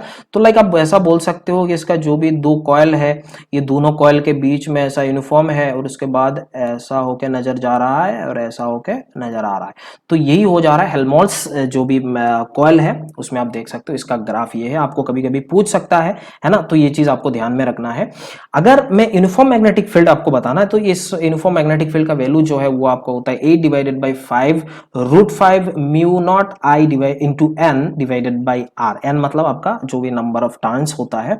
अब यहाँ पे मैंने ऐसे कैसे बोल दिया, इस इक्वेशन में जो अभी प्रीवियस क्लास में हमने देखा, प्रीवियस स्लाइड में हमने देखा, जो एक्सियल पॉइंट है उसमें अगर हम x का वैल्यू r/2 पुट कर दे, x का वैल्यू अगर r/2 पुट कर दे तो आपको यही इक्वेशन आएगा, यही आपका जो एक्सप्रेशन है, यही रिजल्ट आपको आएगा। तो इसके ऊपर डायरेक्ट क्वेश्चन पूछ लेता है, कभी कभी ग्राफ के ऊपर पूछता है या फिर कभी कभी इसके एक्सप्रेशन के ऊपर पूछ लेता है कि कितने में इसका यूनिफॉर्म आता है या फिर उसका वैल्यू क्या होता है अगर नंबर ऑफ टर्न्स इतना है, करंट इतना है और r इतना है। तो आपको इस हिसाब से इसको अच्छे से देखना है। तो मेरे ख्याल से इतना समझ में आ गया। कोई डाउट हो तो आप मेरे से पूछ सकते हो कमेंट करके या फिर सोशल मीडिया के लिंक के थ्रू, है ना। दूसरा हम इसमें देखेंगे, तो यहाँ पे हम लोग पढ़ने वाले हैं magnetic field at the centre of circular arc. ये यहाँ पे क्या बोल रहा है, आर्क बोल रहा है। आर्क मतलब कोई भी एक सर्कल का पार्ट होगा, है ना। कोई भी एक सर्कल का पार्ट है, इसका मतलब उस सर्कल का जो पार्ट है, सर्कल का एक सेंटर होगा, तो ये सेंटर हो गया, इसका एक रेडियस होगा, आर हो गया मान लेते हैं। So this is the direction of current. ये आपको डायरेक्शन ऑफ करंट दिख रहा है ना। अब आपको पूछा कि find the magnetic field at the centre of this circular arc. आपको इस सेंटर में आपको निकालना है। तो सिंपल सा जवाब है, आप बताओ मेरे को इसका डायरेक्शन क्या होगा। ऑब्वियस बात है, अपना उंगली को इस डायरेक्शन पे कर्ल करो, अपना राइट हैंड का, लेफ्ट हैंड का नहीं, गलत जगह पे गलत हाथ इस्तेमाल मत कर दियो समझ में आ रहा है। तो अगर ऐसा करेंगे तो inward direction, that will B inward direction. बात समझ में आ रहा है। तो इनवर्ड मतलब हम किससे डिनोट करते हैं, क्रॉस से डिनोट करते हैं ना बच्चों। तो देखो यहाँ पे BC इक्वल्स टू हम बोल सकते हैं μ0 I theta divided by 4 pi r. क्या हो रहा है, mu not i theta divided by 4 pi r. R is the radius of the circular arc. ये बात हमें समझ में आ रहा है। मतलब थीटा मींस व्हाट, ये एंगल ये जो आपका रेडियस है, उस रेडियस, दोनों रेडियस का जो सबटेंडेड एंगल है that is called radius, theta, है ना। अब ये थीटा का वैल्यू कुछ भी हो सकता है। अगर मैं इस थीटा का वैल्यू मैं 2 पाई मान लूं तो इसका मतलब ये एक सर्कल बन जाएगा, है ना। तो बच्चों यहाँ पे देखो, अगर इसका 2 पाई मैं बोल लेता हूं तो इसका वैल्यू ये बन जा रहा है। तो आप देख सकते हो प्रीवियस स्लाइड में हमने यही पढ़ा था कि इससे नहीं, यहाँ पे देखो मैंने जब centre of this circular arc radius बोला था सर्कुलर वायर, तो यहाँ पे भी हमारा आ रहा था μ0 I डिवाइडेड बाई 2r। तो इसमें भी हमारा वही सेम चीज आ रहा है जैसे मैंने पहले भी बोला था, ये हमारा सर्कुलर आर्क है। इसका मतलब आपका जो भी मैग्नेटिक फील्ड है, इस total magnitude of this magnetic field is totally depends on this angle, right. अब यहां से मैंने एंगल अगर निकाल लूं, मेरे को एंगल पता है तो मैं इसका मैग्नेटिक फील्ड भी निकाल सकता, राइट। अब यहां से मैंने कुछ इलस्ट्रेशन ले लिया। जैसे पहला इलस्ट्रेशन इसको हम देखते हैं, the direction of current is like this, ये हमको दिया हुआ है। अब इस C पॉइंट पे मैग्नेटिक फील्ड कितना होगा, तो अगर देखा जाए तो देखो, अपना उंगली को कर्ल करो, इसका मतलब इनवर्ड डायरेक्शन आ रहा है, तो हमने क्रॉस लगा दिया। और फिर इसका वैल्यू क्या होगा, ये एक सर्कल का क्या है, आधा है, सर्कल का एक हाफ है, तो अगर देखा जाए तो इसमें हम लोगों का क्या होगा, ये बी सी का जो वैल्यू है वो क्या है, mu not I divided by 2r, that means इसका वैल्यू कितना हो जाएगा 1/4 mu not I divided by r. ये बात समझ में आया कि नहीं? तो ये पार्ट हो जाएगा हाफ ऑफ दिस टोटल जो मैग्नेटिक फील्ड है, इस मैग्नेटिक फील्ड का हाफ हो जाएगा। अगर इसको देखा जाए, अगर ये दोनों के बीच का 90 डिग्री है, जो यहाँ पे इसको सॉल्व करने का कोशिश कर लिया आपने सॉल्व भी कर दिए होंगे। तो मैं हम इस यहाँ से देखते हैं इसको हम कैसे सॉल्व करते हैं। देखो, हमें पहली बात है इसमें टोटल मैग्नेटिक फील्ड हमें निकालना है एट पॉइंट ओ, जो हमारा सेंटर है, इसमें वेक्टर फॉर्म में निकालना, राइट। तो अब देखो यहाँ से अगर इस वाले पॉइंट में हम देखेंगे तो इस पॉइंट में हमें क्या आ जाएगा, इसका जो सेगमेंट है, ये मेरा पॉइंट मान लेता हूँ, ये ए हो गया, इस पॉइंट को मैं बी मान लेता हूँ, ये पॉइंट को मैं सी मान लेता हूँ, और ये मेरा O2 पॉइंट है और ये O1 पॉइंट है, राइट। तो अब यहाँ से एक एक करके हम निकालते हैं। जैसे ये B1 BOA का निकाल लेते हैं एक, दूसरा आपका हो जाएगा BAB का निकालना है, और आपको तीसरा निकालना है B ऑफ BC निकालना है, प्लस आपको निकालना है ये सारे मैं अभी वेक्टर बोल रहा हूँ, डायरेक्शन जब आएगा तो उस हिसाब से, डायरेक्शन के हिसाब से अपने आप ये निकलते आ जाएगा, उसमें कोई शक वाली बात नहीं है। आप जरूर आप इसको समझ सकते हो, इसमें कोई शक वाली बात नहीं है, हम आराम से इसको करेंगे। तो पहले बताओ, ये जो इनफाइनाइट वायर है, सेमी इनफाइनाइट है, बोला क्या हो जा रहा है। अब यहाँ से मैं एक एक करके लिख लेता हूँ अलग अलग करके। A1 B, इसका अगर डायरेक्शन देखा जाए तो वो किधर होगा, आप देख सकते हो। अपना थंब को इस डायरेक्शन पे कर लो, अपना थंब को इस डायरेक्शन पे कर लो, और उसका जो आप इसमें मैग्नेटिक फील्ड जो है उसका डायरेक्शन ओ पे अगर देखा जाए तो वो बाहर डायरेक्शन पे आ रहा है। किस डायरेक्शन पे आ रहा है, बाहर के डायरेक्शन। मतलब अगर इसके कारण देखा जाए तो सेमी इनफाइनाइट के कारण देखा जाए तो ये आउटवर्ड हो रहा है। दैट मींस इसका अगर वेक्टर हम लिखे तो के वेक्टर ऐसे लिख सकते हैं, पॉजिटिव के वेक्टर, राइट। ये तो हमें समझ में आ गया, क्योंकि जेड एक्सिस में आपका ये मैग्नेटिक फील्ड बाहर के डायरेक्शन पे हो रहा है, जैसे जेड एक्सिस हमारा पॉजिटिव के होता है ना। अब यहां से अगर देखो तो इसमें क्या लिखना है, mu not I, semi infinite पे हम क्या लिखे थे 4πr। बच्चों राइट, समझ में आ रहा है। ये आर कौन सा है, ये डिस्टेंस वाला हमें पता चल गया। दूसरा आपको निकला है क्या है, बी ए वी लिखना है। ए वी का अगर डायरेक्शन पता करना है तो करंट का डायरेक्शन ऑब्वियस बात है इस डायरेक्शन पे आएगा। तो इस डायरेक्शन पे आएगा तो उंगलियों को कार्ड कर लो, ए टू बी, ऐसा उंगलियों को कार्ड कर लो ऐसा डायरेक्शन पे, तो आपको ये भी बाहर नजर आएगा। इसका मतलब ये भी आपको जेड डायरेक्शन पे आ रहा है। बात समझ में आ रहा है। तो आप देख सकते हो इसका जो वैल्यू है वो भी के वेक्टर में आ रहा है। दूसरी बात, यहां पे हमें क्या मिल रहा है, ये 1/4 ऑफ ए सर्कल, ये 1/4 ऑफ ए सर्कल, राइट। अगर सर्कल का देखा जाए तो magnetic field mu not I divided by आपको 2r था। तो यही सिंपल हम इसमें लिख लेते हैं। जैसे अब लिखो mu not I divided by 8r। बात समझ में आया। ये हमें दोनों मिल गया। अब तीसरा वाला जो BC वाला देखना है, तो BC वाला अगर देखना है तो ये वाला जो आपका वैल्यू है वो कितना हो जाएगा, इसको आप देख सकते हो। इसका जो भी r का वैल्यू है हो जाएगा r डिवाइडेड बाई √2। आप इसको देख सकते हो कैसे हो रहा है। ये दोनों 90 डिग्री में है ना, ये देखो ये 90 डिग्री में है, ये दोनों, ये r है, ये r है। आपको ये निकालना है, ये वाला r का वैल्यू क्या हो जाएगा, तो ये आप यहां से निकाल सकते हो। ये 45 है तो ये r हो गया, तो r का इस 45 मतलब cos या sin कुछ भी कर सकते हो। तो r sin 45 इसका मतलब r डिवाइडेड बाई √2 हो जा रहा है। तो ये r का वैल्यू मिला। ये हमारा सेमी इनफाइन, सॉरी इसमें फाइनिट है, तो ये वाला एंगल 45 होगा, ये वाला एंगल भी 45 होगा। इसका मतलब cos 45, इसमें भी cos 45। अच्छा, इसका डायरेक्शन हम देख लेते हैं। तो इसका डायरेक्शन इस डायरेक्शन पे होगा, तो देखो एक्स एंड जेड प्लेन पे, ये कौन सा प्लेन पे है, ये एक्स एंड जेड प्लेन पे है, और करंट का डायरेक्शन ये है। तो अगर आप इस जो B टू C का डायरेक्शन पे अगर करंट थंब अपने पुट करोगे तो आपका जो डायरेक्शन ऑफ मैग्नेटिक फील्ड है y डायरेक्शन पे होगा। इसका मतलब हम इसमें लिख सकते हैं आराम से BVC इक्वल्स टू, ये हमारा जे एक्सिस में हो रहा है, मतलब जे वेक्टर आ गया। तो इसमें आप लिख सकते हो mu not I divided by हमारा जो भी 4π इंटू r डिवाइडेड बाई √2 होता है ना। और उसके बाद आपको यहाँ पे cos 45 प्लस cos 45, इसका मतलब एक cos 45 कितना होता है 1/√2 प्लस 1/√2, इसका मतलब 2/√2, इसका मतलब ये वैल्यू जो आ रहा है √2 आ रहा है कि नहीं, बोलो। तो ये √2 आ रहा है, तो इसको सिंप्लीफाई करोगे तो आपको ऊपर 2 चला जाएगा और इसके नीचे आई के 4 के साथ इसका डिवाइड होके ये आपका बनेगा दिस वन, राइट। ये आपको समझ में आया। इसका डायरेक्शन जो भी है ये जेड डायरेक्शन पे है। अभी निकला है जो CO2 कौन सा प्लेन पे है, देखो ये वाला आप यहां से देख सकते हो, ये y नेगेटिव y डायरेक्शन पे है, नेगेटिव y डायरेक्शन पे है। और इसका जो भी मैग्नेटिक इसका डिस्टेंस है वो तो r है, ये नीचे के डायरेक्शन पे है ना, ये नीचे नीचे पूरा नीचे जा रहा है। तो ऊपर के डायरेक्शन पे हमारा y होगा, तो नीचे के डायरेक्शन पे ऑब्वियसली -y वाला है। तो इसमें अगर सॉल्व करना है तो इसका करंट का डायरेक्शन देखो, ये वाला अगर अपने थंब को इस डायरेक्शन पे करोगे तो अपना उंगली अब क्या करना है, कर्ल करना है। अब ये इसको राइट हैंड कर रहा हूं ना, तो उंगली कर्ल करोगे तो उंगली ऐसा डायरेक्शन पे दिखेगा, that means magnetic field at O along this direction. तो इसका मतलब ये क्या कौन सा बन गया यहाँ पे आपका, ये O2 ऐसा लिख लेता हूं मैं, CO2 है ना। तो ये वाला हो गया आपका आई वेक्टर हो रहा है, इसका मतलब CO2 equals to I vector हुआ। और यहाँ पे जो भी मैग्नीट्यूड है वो मैं लिख लेता हूं, mu not I divided by 4, ये पे हमारा फाइन इनफाइनेट है तो 4 पाई आर बन जाएगा। ये बात आपको समझ में आया कि नहीं, बोलो जल्दी से, है ना।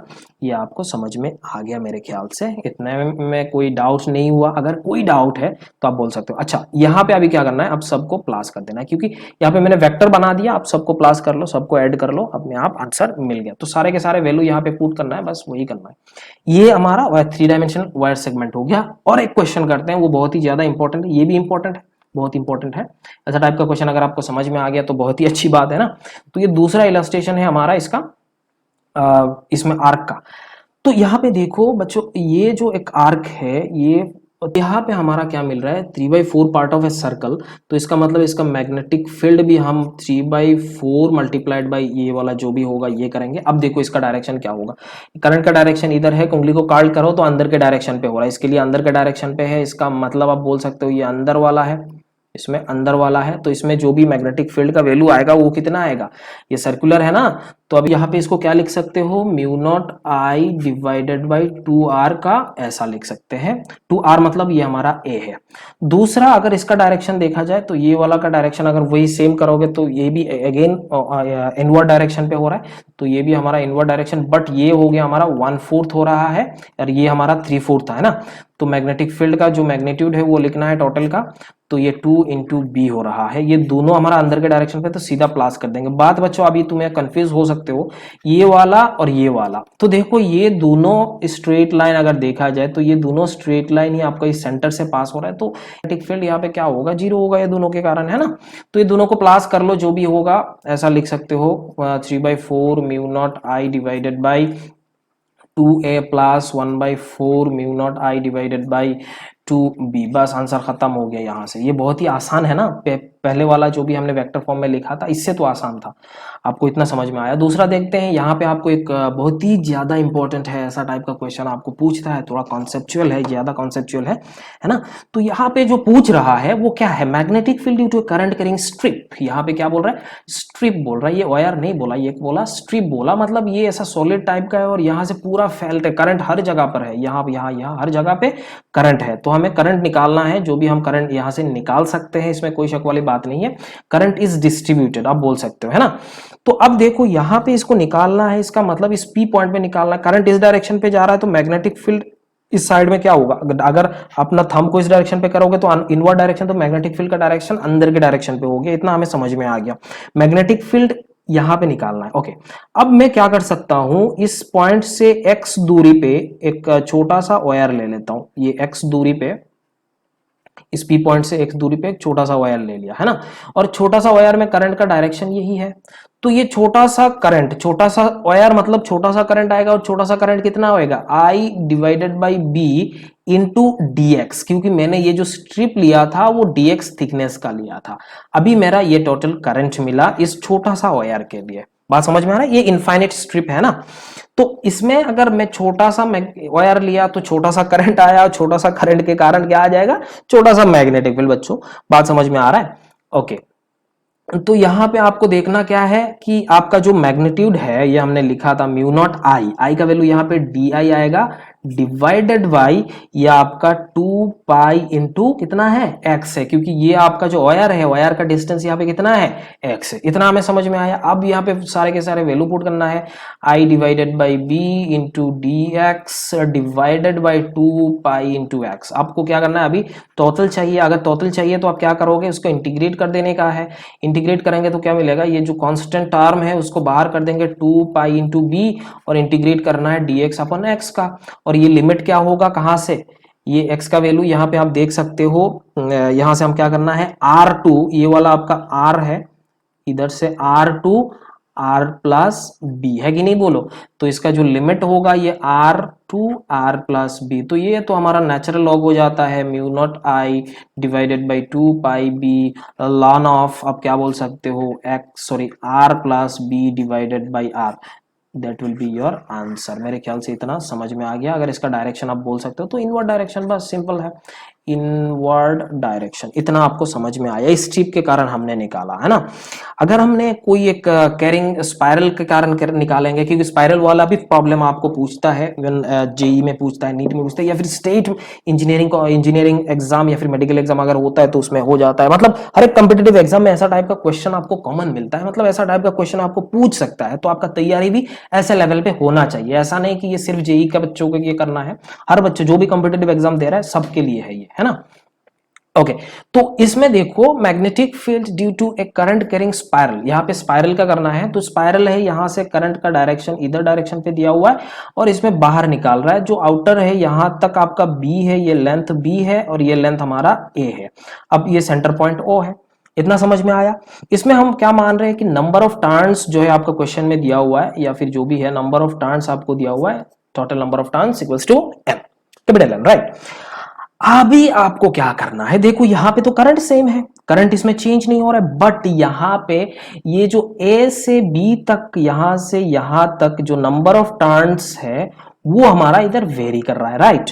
यहां से अगर इतना डिस्टेंस पे जाओगे तो एक नंबर ऑफ टर्न्स आया, यहां से पूरा बी तक जाओगे तो अलग नंबर ऑफ टर्न्स आ जाएगा। तो मैं क्या कर लेता हूं, एक्स पे गया और एक छोटा सा स्ट्रिप को मैंने काटा। उस छोटा सा स्ट्रिप में तो करंट तो सेम ही आएगा, है ना। तो ये छोटा सा स्ट्रिप हमारा dx बन गया। क्या बन गया, dx बन गया। तो बच्चों अब यहां पे बताओ कि नंबर ऑफ टर्न्स इस छोटा सा जो वायर है मैंने लिया, कॉइल लिया, ये जो छोटा सा कॉइल मैं यहां से यहां तक करा लेता हूं ताकि आपको थोड़ा फील भी आ जाए। मैं इसमें कलर कोई चेंज करा लेता हूं। ये dx थिकनेस का है, राइट। अब ये dx थिकनेस का है तो इसका नंबर ऑफ टर्न्स कितना होगा, इसको मैं dn बोल सकता हूं। तो dn मतलब आपको क्या हो जाएगा, कैपिटल एन डिवाइडेड बाय क्या होगा, d माइनस ए। यही डिस्टेंस पे, यही थिकनेस पे तो ये वेरी कर रहा है, राइट। अब यहां से इंटू dx करेंगे। अब जो मैग्नेटिक फील्ड आपको एट ओ पॉइंट पे चाहिए तो वो किस डायरेक्शन पे है, देखो यहां पे आराम से समझ में आ जाएगा। इनवर्ड डायरेक्शन पे अपना उंगली को इस डायरेक्शन पे कर्ल कर लो, अपना उंगलियों को इस डायरेक्शन पे कर्ल करो तो आपको अंदर की डायरेक्शन पे नजर आएगा। दैट मींस मैग्नेटिक फील्ड अंदर के डायरेक्शन पे है। बात समझ में आ गया मेरे को। ये छोटा सा चाहिए ना, छोटा सा स्ट्रिप, तो छोटा सा मिलेगा सब कुछ। ये आई, ये डी एन डिवाइडेड बाई कितना होगा करना है ना। तो अब क्या होगा, म्यू नॉट आई और यहां से 2, और ये आप देख सकते हो dn का वैल्यू क्या है, n divided by b minus a into dx divided by x। अब इसको टोटल चाहिए तो अब इसको क्या करोगे, इंटीग्रेट करोगे, है ना। इंटीग्रेट हम कर देंगे इसको सीधी, सॉरी यहाँ पे तो मैंने कर ही लिया है। तो अब इसको देखो, mu not I N divided by 2 into B minus A. इसका जो लिमिट होगा वो कहां से किधर लिमिट हो रहा है, ए टू बी। कहां से किधर, ए टू बी हो रहा है। तो आप बोल सकते हो of natural log of B divided by A. तो बच्चों आपको ये समझ में आ गया, mu not I N ln of B divided by A divided by आप बोल सकते हो 2 into B minus A. I hope आपको ये स्पाइरल का भी जो मैग्नेटिक फील्ड निकालना है वो भी आपको समझ में आ गया है। अभी सोलेनॉइड, आप तो जानते हो सोलेनॉइड क्या है ना, एक ऐसा सिलिंड्रिकल शेप का है, ऐसा रिंग को हम ऐसा ऐसा वाइंड कर लेते हैं। बट यहाँ पे जो हम सोलेनॉइड के बारे में बात करेंगे, इन जनरल टाइट सोलेनॉइड, ये जो कॉइल वाइंडिंग किया हुआ है ना, ये पूरा इन लोगों के बीच में कोई स्पेस नहीं है, ऐसा ऐसा टाइप का है सोलेनॉइड रहेगा। There is no space, tightly winding है ये यहाँ पे, है ना। जो सोलेनॉइड है मैंने पहले वाला लिया इनफाइनिट सोलेनॉइड, ये लॉन्ग इनफाइनिट है। इसका जो नंबर ऑफ टर्न्स है ये small n turns per metre है। इसका मतलब ये number of turns per unit length आपको दिया हुआ है। अगर ये जो इसका करंट का देखा जाए, ये करंट है, इसमें ऐसा ऐसा कर रहा है, तो मैग्नेटिक फील्ड इनसाइड में ये इसका डायरेक्शन इधर डायरेक्शन पे होगा, है ना। तो ऐसे होके ऐसे ऐसे आके इसमें दोबारा ऐसे घुस रहा होगा। अच्छा, बात समझ में आया। बट यहाँ पे इनफाइनेट है तो इस सिचुएशन में आपको थोड़ा देखना है। और जो हमारा टाइट वाइंडिंग वाला है तो उसमें क्या होगा, magnetic field inside that solenoid is uniform, inside that solenoid is uniform if the solenoid is tight winding, right. अब यहाँ पे आउटसाइड में अगर देखा जाए तो उसका मैग्नेटिक फील्ड 0 है। बट अगर ये लूज है, अगर ये क्या है, लूज है, वाइंडिंग लूज है, जैसे मैंने यहाँ पे अभी शो करा है, क्योंकि ये आपको दिखाने के लिए मैंने शो करा है ना। अच्छा, तो ये इनसाइड में यूनिफॉर्म नहीं रहेगा अगर ये लूज है, और आउटसाइड में 0 नहीं होगा। बात इतना समझ में आ गया। इनफाइनाइट सोलेनॉइड का जो मैग्नेटिक फील्ड होता है ये होता है mu small n into i. N means what, number of turns per number of turns per unit length है। इतना आपको समझ में आया? ओके, बहुत अच्छा, बहुत सुंदर। ओके, यहां पे मेरे को क्या करना है, एक सेमी इनफाइनाइट, मतलब एक इस साइड में इनफाइनाइट वाला है नहीं, ये वाला मैंने काट के फेंक दिया, और इस साइड में इनफाइनाइट है। तो इस वाले पॉइंट पे मेरे को चाहिए मैग्नेटिक फील्ड। तो अगेन वही करंट का डायरेक्शन है, ये ऐसा ऐसा मैं दिखा रहा हूं, है ना। तो ये करंट का डायरेक्शन है, तो इसमें भी मैग्नेटिक फील्ड इस डायरेक्शन पे होगा। तो ये जो इनफाइनाइट है उसका तो आधा है ना भैया। तो आप बोल सकते हो magnetic field at the end of the solenoid equals to half of that infinite वाला। तो हम बोल सकते हैं half mu not n into i, where n is number of turns per metre, right. तो ये आपको समझ में आया? अच्छा, ये भी मजा आ गया। दूसरा जो फाइनिट है, ये क्या है हमारा, फाइनिट लेंथ वाला है। तो इसका जो भी लेंथ होगा n होगा, और यहाँ पे नंबर ऑफ टर्न्स जो भी आपको है हमने वही सेम ले लेते हैं, छोटा सा n पर यूनिट लेंथ है। अब ये जो कोई भी सेंटर पे एक्सिस पॉइंट पर कोई भी एक पॉइंट है, मैंने p पॉइंट लिया, इस p पॉइंट पे मेरे को मैग्नेटिक फील्ड चाहिए। ये सोलेनॉइड का एक एंड हो गया, ये दूसरा एंड हो गया। यहाँ से मैंने इसका एक क्या करा, एक ऐसा स्ट्रेट लाइन बनाया, और ये एक्सिस से थीटा 2 डिग्री पे है, और ये वाला थीटा 1 एंगल पे है ना। तो अब मैं अगर इसका पॉइंट निकालूं तो मैग्नेटिक फील्ड इस डायरेक्शन पे हो रहा है। तो आप देखो बच्चों, यहाँ पे b at p equals to क्या बनेगा, सिंपल है। हम फॉर्मूला को याद करेंगे, थोड़ा देख लेंगे, क्योंकि आपने पहले भी पढ़ चुके हैं, तो इसको थोड़ा एक बार रिवाइज करना है सही से। और वैसा ही आपको नीट में और जेई मेंस में स्पेशली आपको क्या चाहिए होता है, आपका जो रिजल्ट है वो जरूरी है। लेकिन जेई एडवांस में हालांकि एमसीक्यू ही होता है, लेकिन आपको डेरिवेशन के ऊपर ज़्यादा फोकस किया जाता है। तरह तरह का मल्टीप्लिकेशन जो एमसीक्यू मिलता है, बट डेरिवेशन को ज़्यादा फोकस करते हैं। बट यहाँ पे मैं बोल लेता हूँ, up to 70% of advance syllabus will cover, इस आपका जो लेक्चर है इस लेक्चर से कवर हो जाएगा, इसमें कोई शक वाली बात नहीं है ना। मैं अपना 100% दे रहा हूँ। तो यहाँ पे देखो mu not an i divided by 2 तो है ही, और हमारा ये जो ब्रैकेट में है ये cos थीटा 1, दैट मींस ये वाला cos थीटा 1 इस डायरेक्शन पे हम कर रहे हैं, और cos थीटा 2 इस डायरेक्शन पे कर रहे हैं। तो ये दोनों का वैल्यू आप यहाँ से पुट करने का आपको ये समझ में आना चाहिए। तो कभी कभी क्वेश्चन में थीटा 2 का वैल्यू ये दे ले, मान लो 30 दे दिया, और यहाँ से इसका वैल्यू आपको 150 दिया, मानो जस्ट एज्यूम करो इस वाले से यहाँ से। तो सिंपल है भैया, यहाँ पे थीटा 1 का वैल्यू क्या हो जाएगा, थीटा 1 दैट मीन्स ये वाला एंगल चाहिए हमें, ये वाला एंगल।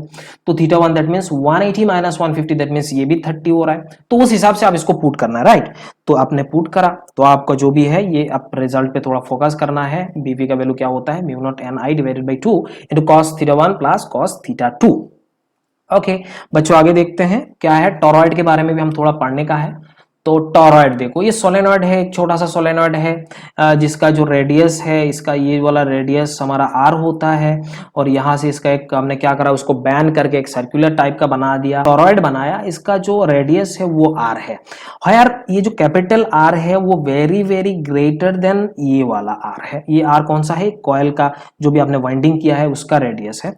तो इस सिचुएशन में क्या हो रहा है, देखो करंट इस डायरेक्शन पे अंदर घुस रहा है, और मैग्नेटिक फील्ड इस डायरेक्शन पे बाहर आ रहा है ना। तो आप देख सकते हो इसमें मैग्नेटिक फील्ड यहाँ पे होगा। अब देखो नंबर ऑफ टर्न्स मैंने क्या लिया, number of turns capital n है। तो जो एन है हमारा, जो छोटा सा एन है, जैसे हमने सोलेनॉइड में पढ़ा था, तो सोलेनॉइड वाला ही एक्चुअली यहाँ पे जो हमारा एक्सप्रेशन होता है, जो भी हमारा इसमें रिजल्ट होता है, तो वो म्यू नॉट एन आई होता है, where n is small number of turns per unit length and i is the current, total current, right.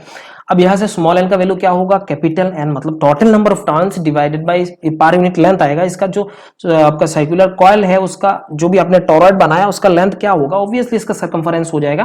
तो 2 पाई आर हो रहा है। तो हमने सिंपल सा जवाब है, हमने यहां से इसको लिख दिया, mu not capital n i divided by 2 pi r. तो ये हमारा हो जाएगा। तो बात यहाँ से खत्म नहीं होता है, आगे भी हमें मैग्नेटिक फील्ड और भी बहुत तरह का लार्ज शीट वगैरह वगैरह का देखना है, जो आपका इंपॉर्टेंट भी है। देखते हैं उसमें क्या है। अच्छा, आगे हमारा large sheet current carrying large sheet, एक लार्ज शीट होगा तो उस सिचुएशन में हम इसका मैग्नेटिक फील्ड कैसे निकाल सकते हैं। जैसे बच्चों यहाँ पे मैंने इसमें लार्ज शीट के बारे में बात करा। ये जो लार्ज शीट है, मान लो एक आपका कॉपी है, हमने क्या करा है, कॉपी या किताब है, इसको ऐसे सुला दिया आपके सामने, इसको सुलाया हुआ जैसे आप टेबल पे रखते हो, ऐसे सुलाया हुआ। इस डायरेक्शन पे इनफाइनाइट लेंथ है, इस डायरेक्शन पे भी इनफाइनाइट लेंथ है, और अंदर भी जो हमारा ऐसा ऐसा है ना फैला हुआ है वो भी इनफाइनाइट है। इसका मतलब ये लार्ज इनफाइनाइट शीट हो गया। बट उसमें जो करंट फ्लो कर रहा है ना वो इनवर्ड डायरेक्शन पे, जो ये आपका क्रॉस साइन दिख रहा है ये करंट का डायरेक्शन है। किसका डायरेक्शन है? करंट का डायरेक्शन। तो आप देख सकते हो इस डायरेक्शन पे करंट ऐसा फ्लो कर रहा है कि नहीं, बोलो। अच्छा, इतना समझ में आया।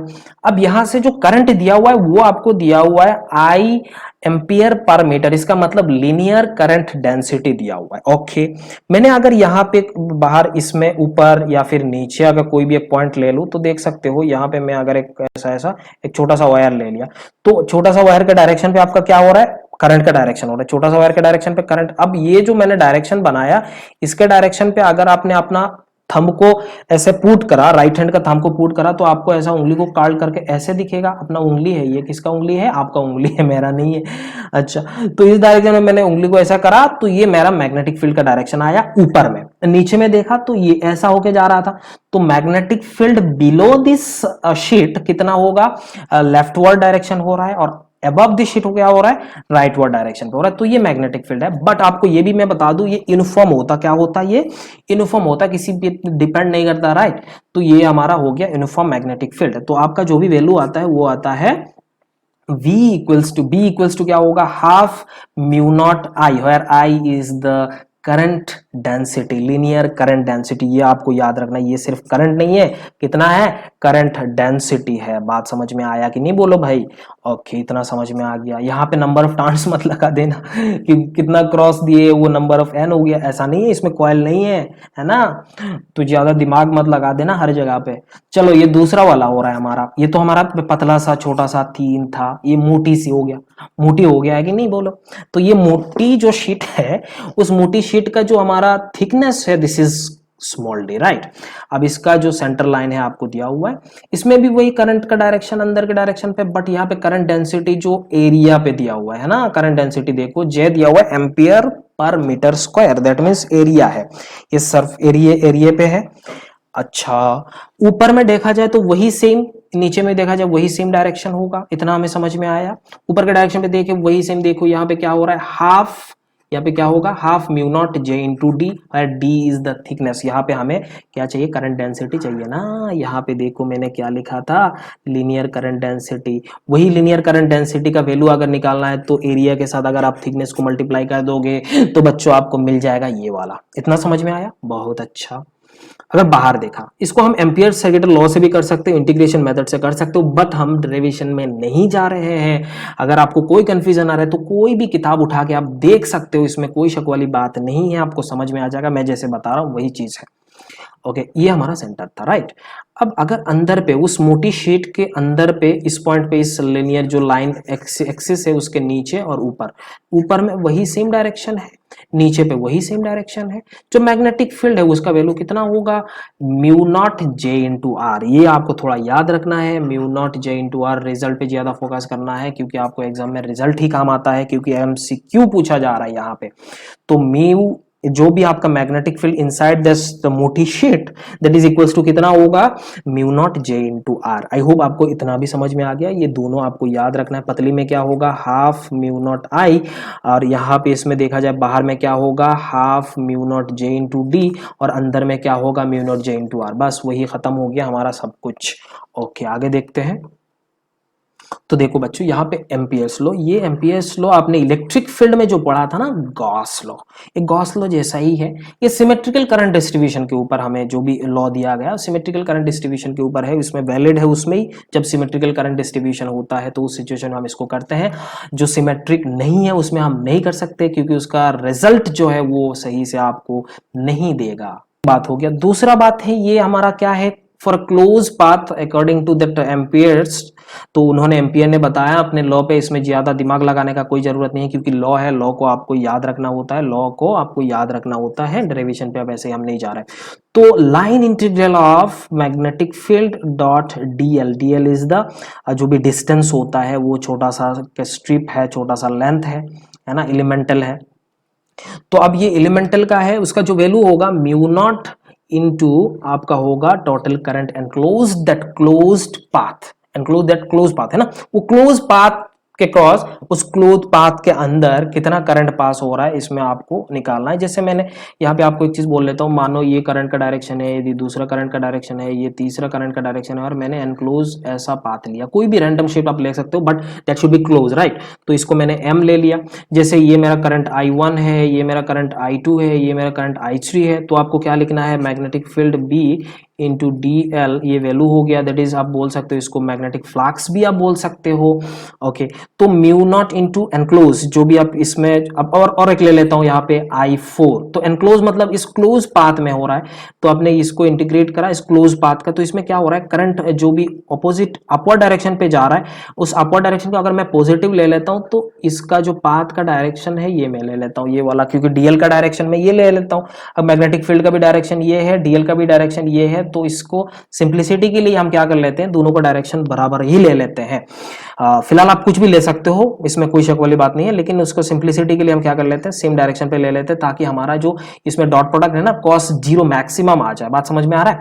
तो म्यू नॉट आ रहा है, उसके बाद यहाँ पे म्यू नॉट लिखा, फिर करंट एनक्लोज, तो हमें अपवर्ड डायरेक्शन जो इसको बाहर निकल रहा है उसको हम लोग क्या बोल रहे हैं, अपवर्ड डायरेक्शन, तो उसको हम पॉजिटिव मान रहे हैं, that means I1 plus I3 minus I2, because ये अंदर के डायरेक्शन पे जा रहा है, और ये I4 आएगा नहीं बिकॉज ये बाहर है।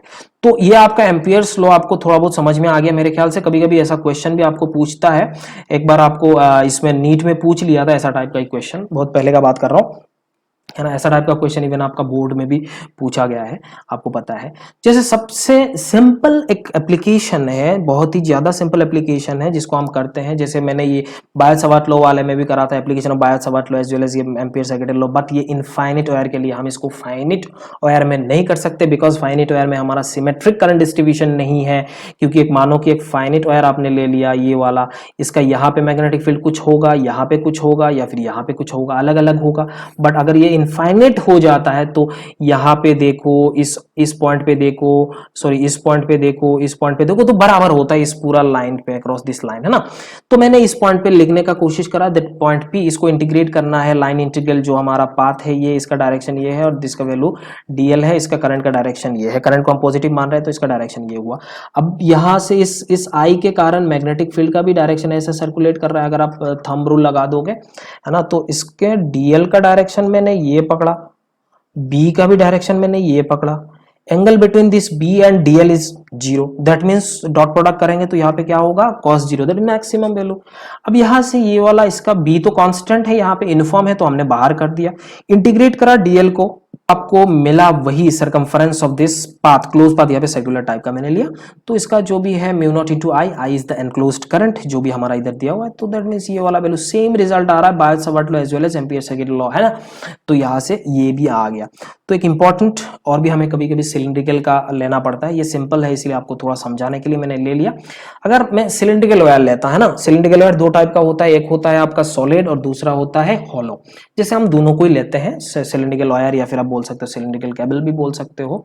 जैसे देखो यहाँ पे, ये देखो सिलिंड्रिकल वायर मैंने लिया, तो इस सिलिंड्रिकल वायर में क्या हो रहा है, ये मेरा हॉलो है, ये क्या है, हॉलो है, तो मैंने ये लिया, करंट इसमें पास कर रहा है ऐसे डायरेक्शन पे, तो इसमें मैंने पाथ यहाँ पे दो जगह में मैं निकाल सकता हूँ, एक तो आउटसाइड में और एक तो इनसाइड में। इनसाइड में देखूँ तो इसमें क्लोज पाथ मैंने बनाया, तो इसमें कोई करंट ही पास नहीं हो रहा है, क्योंकि ये हॉलो है तो उसमें सरफेस में ही होगा ना, इसमें करंट यहाँ पे इस इधर इधर होगा, इसमें अंदर में नहीं होगा, हॉलो पार्ट में नहीं होगा, तो inside this hollow wire magnetic field is 0। Outside देखा जाए तो वही सेम चीज, एम्पियर सेकेंड लॉ लगा दो, टोटल करंट वही आ रहा है, तो यही बात आपको मैग्नेटिक फील्ड एट आउटसाइड क्या हो रहा है, mu not I divided by 2 pi R. But आपको ये भी इनफाइनिट है, हाँ इसमें कंफ्यूज नहीं होने का है, इनफाइनिट है, ये भी इनफाइनिट हॉलो सिलिंड्रिकल वायर है। ओके, बहुत मजा आया।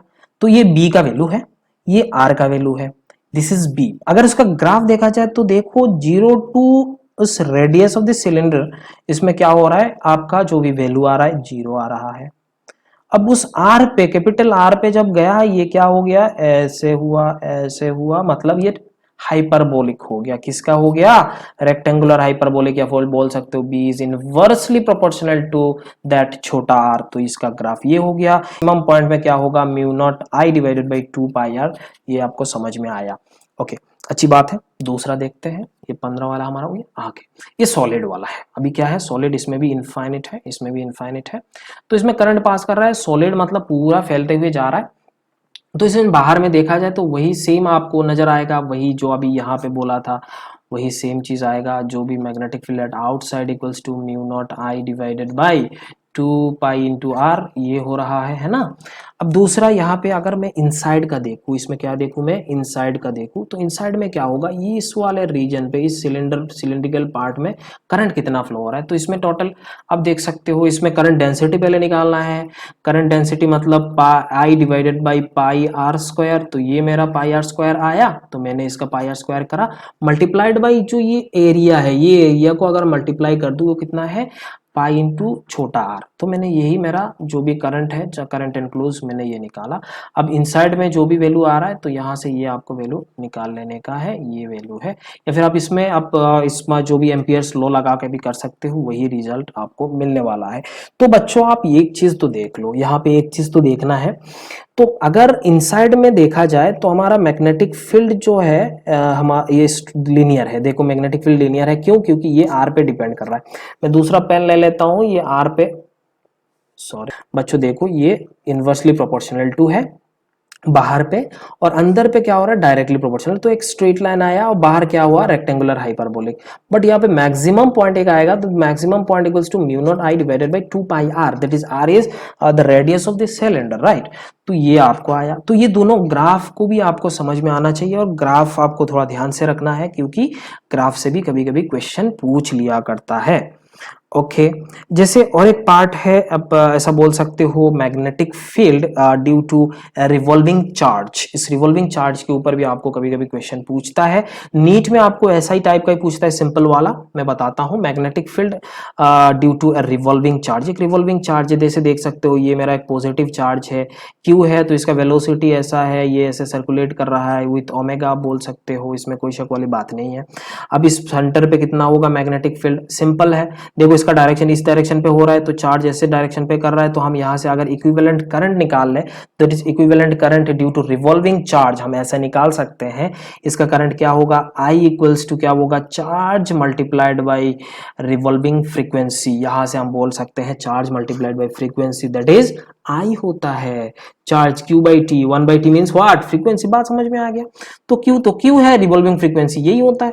तो ओमेगा डिवाइडेड बाई 2 पाई, तो देखो ओमेगा को हम लिख सकते हैं v divided by R, because of that ये सर्कुलर, ये जो हमारा जानते हैं, हम मैकेनिक्स में पढ़े थे बच्चों, मैंने बोला था आपको मैकेनिक्स का हर पॉइंट आपको इधर इलेक्ट्रोस्टैट्स मैग्नेटिक यहां से आपको जरूरत पड़ता है, तो ये हमें जरूरत पड़ भी गया है।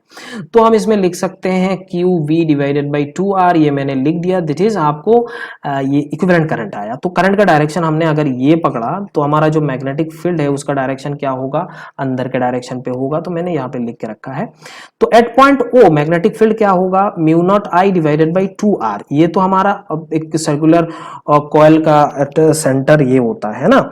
अब यहां से देख सकते हो इस आई के जगह, ये हमारा इक्विवेलेंट करंट है, आई की जगह मैंने क्या पुट करा, mu naught Q V divided by 2 pi R, इसको मैंने यहाँ पे पुट करा, तो 2r multiplied by 2 pi R, that means what, यही हो गया। तो ये हो गया हमारा मैग्नेटिक फील्ड रिवॉल्विंग के लिए है। ओके अच्छा, बहुत मजा आया। ये एक चार्ज ऐसा घूम रहा है, कॉन्सेप्चुअल है। Variation in unidirectional magnetic field, यहाँ पे यूनिडायरेक्शनल मैग्नेटिक फील्ड का जो वेरिएशन है वो हम देखते हैं। जैसे देखो यहाँ पे हमने क्या दिख रहा है, मैग्नेटिक फील्ड है, आपको पता है मैग्नेटिक फील्ड लाइंस जो यहाँ से है, इसका अगर इक्वी स्पेस्ड है, ये स्पेस अगर सेम है और ये स्ट्रेट है, तो हम बोल सकते हैं ये यूनिफॉर्म मैग्नेटिक फील्ड है। बात समझ में आ रहा है। उसके तरह अगर यहां से देखा जाए तो इसका मैग्नेटिक फील्ड जो आपको दिख रहा है वो इक्वी डिस्टेंस नहीं है। इसका मतलब यहाँ पे मैग्नेटिक फील्ड जो है वो यूनिफॉर्म नहीं है। तो मैं बोल सकता हूं, 2 पॉइंट ले सकता हूं, ये एक पॉइंट ए ले लिया और दूसरा पॉइंट मैंने बी ले लिया। As we know point B पे आपका magnetic field at point B is greater than magnetic field at point A. तो यह हमें समझ में आया, इसका मतलब आपको मैग्नेटिक फील्ड यूनिफॉर्म नहीं है। ओके अब अगर मैं एक एम्पियर्स कॉइल ले लूं, जैसे मैंने एक एम्पियर्स कॉइल ले लिया A B C and D, तो इसका जो भी डायरेक्शन ये दिख रहा है, यहाँ पे कोई करंट नहीं है, इसका मतलब इस पे करंट है क्या, कुछ नहीं है। तो इसका जो भी आपका मैग्नेटिक फील्ड इनसाइड दैट, यहाँ पे क्या आना चाहिए आपको, आपका जो फ्लक्स है या मैग्नेटिक फील्ड यहाँ पे है, या फिर आप integration B dot D L जो वैल्यू है वो क्या आना चाहिए, फ्लक्स विल भी जीरो आना चाहिए था ampere circuit law, according two ampere circuit law, क्योंकि म्यू नॉट इंटू आई, आई का वैल्यू जीरो है। बस इसको देखते हैं कैसा हो रहा है। अब देखो जरा, इसमें मैंने क्या लिया, ऐसे लिया ए बी सी डी, यहाँ पे मैंने दो पार्ट करा, integration A to B B dot D L equals to D C to D, क्योंकि ये देखो ए टू बी और यहाँ पे सी टू डी, ये दोनों परपेंडिकुलर है, बस ये दोनों का वैल्यू जीरो आ गया, बात समझ में आता है। दूसरा यहाँ पे ये परपेंडिकुलर नहीं है, जैसे बी टू सी एंड अब डी टू ए, ये दोनों परपेंडिकुलर नहीं है, तो ये दोनों क्या हो रहा है, परपेंडिकुलर नहीं है, जैसा पैरेलल है, एक तो पॉजिटिव आएगा, ये वाला पॉजिटिव आएगा क्योंकि along the direction of magnetic field, हमारा ये कॉइल का भी डायरेक्शन है, इस कॉइल का भी डायरेक्शन है, तो ये पॉजिटिव आना है, ये वाला नेगेटिव आना है क्योंकि ऑपोजिट डायरेक्शन पे है। ओके, इतना तो हमें समझ में आ गया। अब ये क्या हो रहा है, that is equals to zero होना चाहिए, but in that case zero नहीं हो रहा है। क्यों बोलोगे, क्यों, क्योंकि देखो इसमें मैग्नेटिक फील्ड का वैल्यू ज्यादा है और इसमें मैग्नेटिक फील्ड का वैल्यू कम है। क्यों, क्योंकि ये पॉइंट और ये पॉइंट मैंने निकाला है कि नहीं, बोलो। तो अब यहाँ पे नॉट इक्वल टू जीरो आ रहा है, इसका मतलब जो हमारा ये जो एम्पियर सर्किट लॉ है उसके कारण ये जीरो आना चाहिए था, बट ये जीरो नहीं आ रहा है, दैट मीन्स ये प्रैक्टिकली पॉसिबल ही नहीं है। और समझ में रहा है, तो अब समझोगे, सोचोगे सर ये तो आप पहले ही बोल देते तो मजा आ जाता, आप इतना क्यों समझा रहे थे, कष्ट क्यों कर रहे हैं, हमें भी कष्ट दे रहे हो, तकलीफ दे रहे हो, बोर कर रहे हो। देखो बच्चों, आपको जो भी मैं समझा रहा हूं तो समझ में आना चाहिए ना, ये practically this is not possible, है ना। तो इसीलिए मैं यहाँ पे बोलता हूँ इस फ्री स्पेस में, इसके अंदर यहाँ पे देख सकते हैं मैग्नेटिक फील्ड है, बट इधर आप बाहर में मैग्नेटिक फील्ड जीरो है, ये भी आपको पॉसिबल नहीं है, प्रैक्टिकली पॉसिबल नहीं है, क्योंकि sudden change is not possible. बात समझ में आ रहा है, sudden change is not possible, आपको ये चीज ध्यान में रखना है। तो variation in unidirectional magnetic field is not possible, मैं इधर लिख देता हूं इज नॉट पॉसिबल, मैं अगर पहले लिख देता तो आप इसको देखते ही नहीं, is not possible. Okay okay, अगला देखते हैं क्या हो रहा है। हाँ, ये बहुत इंपॉर्टेंट है, ये एचसीवी का टाइप का क्वेश्चन है, एचसीवी में ऐसा टाइप का बहुत सारे क्वेश्चन आपको दिया हुआ है, अब इसको भी करना है ना। तो देखो यहाँ पे दो कॉइल है, ये वाला एक केबल है, ये एक कोएक्सियल है, मतलब ये दोनों का एक्सिस सेम है। तो यहाँ पे मैंने क्या करा, ये एक हॉलो लिया और इसके अंदर मैंने एक सॉलिड लिया, जैसे यहाँ पे इसका क्रॉस सेक्शनल व्यू मैंने यहाँ पे बताया, यहाँ से इसमें है और यहाँ पे इधर है। तो बाहर वाले जो बड़ा वाला है उसका आउटर रेडियस आपको सी दिया हुआ है, इनर रेडियस आपको बी दिया हुआ है, और करंट इधर फ्लो कर रहा है, इसका मतलब अंदर डायरेक्शन पे बाहर में फ्लो कर रहा है। हम देख सकते हैं, अगर यहाँ से अपना आंखें खुल के देखोगे तो आपको नजर आ जाएगा, ये आपका आंखें है, मेरा नहीं है। ओके, तो अब देखो यहाँ पे अगर देखा जाए तो इसमें करंट जो आ रहा है, जो छोटा सा मैंने पिंक कलर का इधर बताया, वो तो बाहर के डायरेक्शन पे है, ये वाला इधर अंदर के डायरेक्शन पे। ओके, मजा आ गया। आउटर में देखा जाए, बाहर बाहर इसके बाहर अगर यहाँ पे देखा जाए तो मैग्नेटिक फील्ड कितना होगा, कोई कोई बोल सकता है सर कैलकुलेट करने दीजिए, मैं बोल लेता हूँ जीरो होगा। क्यों, क्योंकि करंट जितना अंदर आ रहा है उतना ही करंट बाहर जा रहा है। बात समझ में आया कि नहीं, बोलो। क्यों, क्योंकि यहाँ पे मैंने आई आई दोनों बोला है, क्या बोला मैंने, आई आई दोनों बोला। अगर आई का वैल्यू चेंज होता तो आप उस हिसाब से चेंज कर लेते हैं, अगर दोनों वैल्यू अलग अलग होता तो I one minus I two, जो भी आपको पॉजिटिव पकड़ के करते हैं वही मिल जाएगा। दूसरा, आप अगर ये ए का value if A is greater then, if sorry x is less than, यहाँ पे क्या हो रहा है, ए एक्स जो है उसका वैल्यू अगर लेस देन एक्स है तो हम ये वाला फॉर्मूला इस्तेमाल करेंगे, mu naught J into x divided by 2 pi into A square, 2 pi into A square. ये वाला चीज जैसे हमने उसमें करा था, सिलेंड्रिकल में करा था ना, सॉलिड में, इसमें हमने करा था वही सेम चीज यहाँ पे आपको मैं दोबारा दिखा रहा हूँ, उसका एप्लीकेशन ही है। जो आपका रेडियस होगा, ये रेडियस हमने क्या लिया, ए लिया है। यहाँ पे देखा जाए अगर ए का वैल्यू, एक्स का वैल्यू ए से बड़ा और बी से छोटा है, इसका मतलब ये वाला रीजन पे हो रहा है, ये वाला रीजन में अगर एक ऐसा एम्पियर्स लॉ बना दो, ऐसे कर्व बना दो, तो वही चीज है। यहाँ पे देखो mu not I divided by 2 pi x है, वही सेम, क्योंकि आई का वैल्यू ये चार्ज एनक्लोज, करंट एनक्लोज है, तो करंट एनक्लोज का वैल्यू आई है, इतना हमें समझ में आता है। अगर बच्चों ये जो x का वैल्यू है वो बी एंड सी के बीच में लाई कर रहा है, मानो ये वाला पॉइंट पे लाई कर रहा है, कहां पर, ये वाला पॉइंट पे लाई कर रहा है। तो इस सिचुएशन में क्या हो रहा है, इसका वैल्यू हम ऐसे लिख सकते हैं, ये देखो mu not I enclose divided by 2 pi x इसमें होगा। अब यहाँ पे आपको करंट आई का चाहिए, ऐसा है, तो इसके अंदर पे इधर कितना करंट होगा, कोई कुछ पार्ट होगा, और इसमें तो टोटल करंट है, तो आप बोल सकते हो ये टोटल करंट हमारा आई है जो ए पार्ट में, पिंक वाला पार्ट में, माइनस क्योंकि वो अंदर के डायरेक्शन पे आ रहा है, माइनस इसका जो चार्ज करंट डेंसिटी हम निकाल लेते हैं, I divided by pi into, इसमें क्या होगा, pi divided by C square minus V square, ये हमने डेंसिटी निकाला, मल्टीप्लाइड बाई इसका जो एरिया होगा, क्योंकि मैंने एक्स डिस्टेंस पे इसको एक छोटा सा स्ट्रिप बनाया, ये एक्स डिस्टेंस पे बनाया, right, I into C square minus X square divided by C square minus B square, ये वाला करंट का वैल्यू यहाँ पे पुट कर दो, आपको बी का ये जो पॉइंट आपने निकाला था उस पॉइंट का value, magnetic field at this point आपको मिल जाएगा। मेरे ख्याल से इतना समझ में आ गया, कोई समझ में इसमें डाउट हो रहा है तो आप मेरे को पूछ सकते हो। इसका करंट मैंने कैसे निकाला वो तो आपको समझ में आ गया, क्योंकि इसमें करंट डेंसिटी निकाला, क्योंकि ये वाला स्ट्रिप, ये जो पोर्शन है यहाँ से, ये हमारा एक्स का वैल्यू है, इधर में कितना करंट है वो हमें चाहिए, तो हमने निकाला, बस उतना ही करा। ओके, आगे देखते हैं। ओके, ये वाला magnetic field inside cavity of cylindrical current carrying conductor, ये केविटी के अंदर है, जैसे मैंने यहाँ पे लिया, देखो यहाँ पे हमारा सॉलिड है, ये हमारा केविटी है, और इस वाले पॉइंट पे मेरे को मैग्नेटिक फील्ड चाहिए।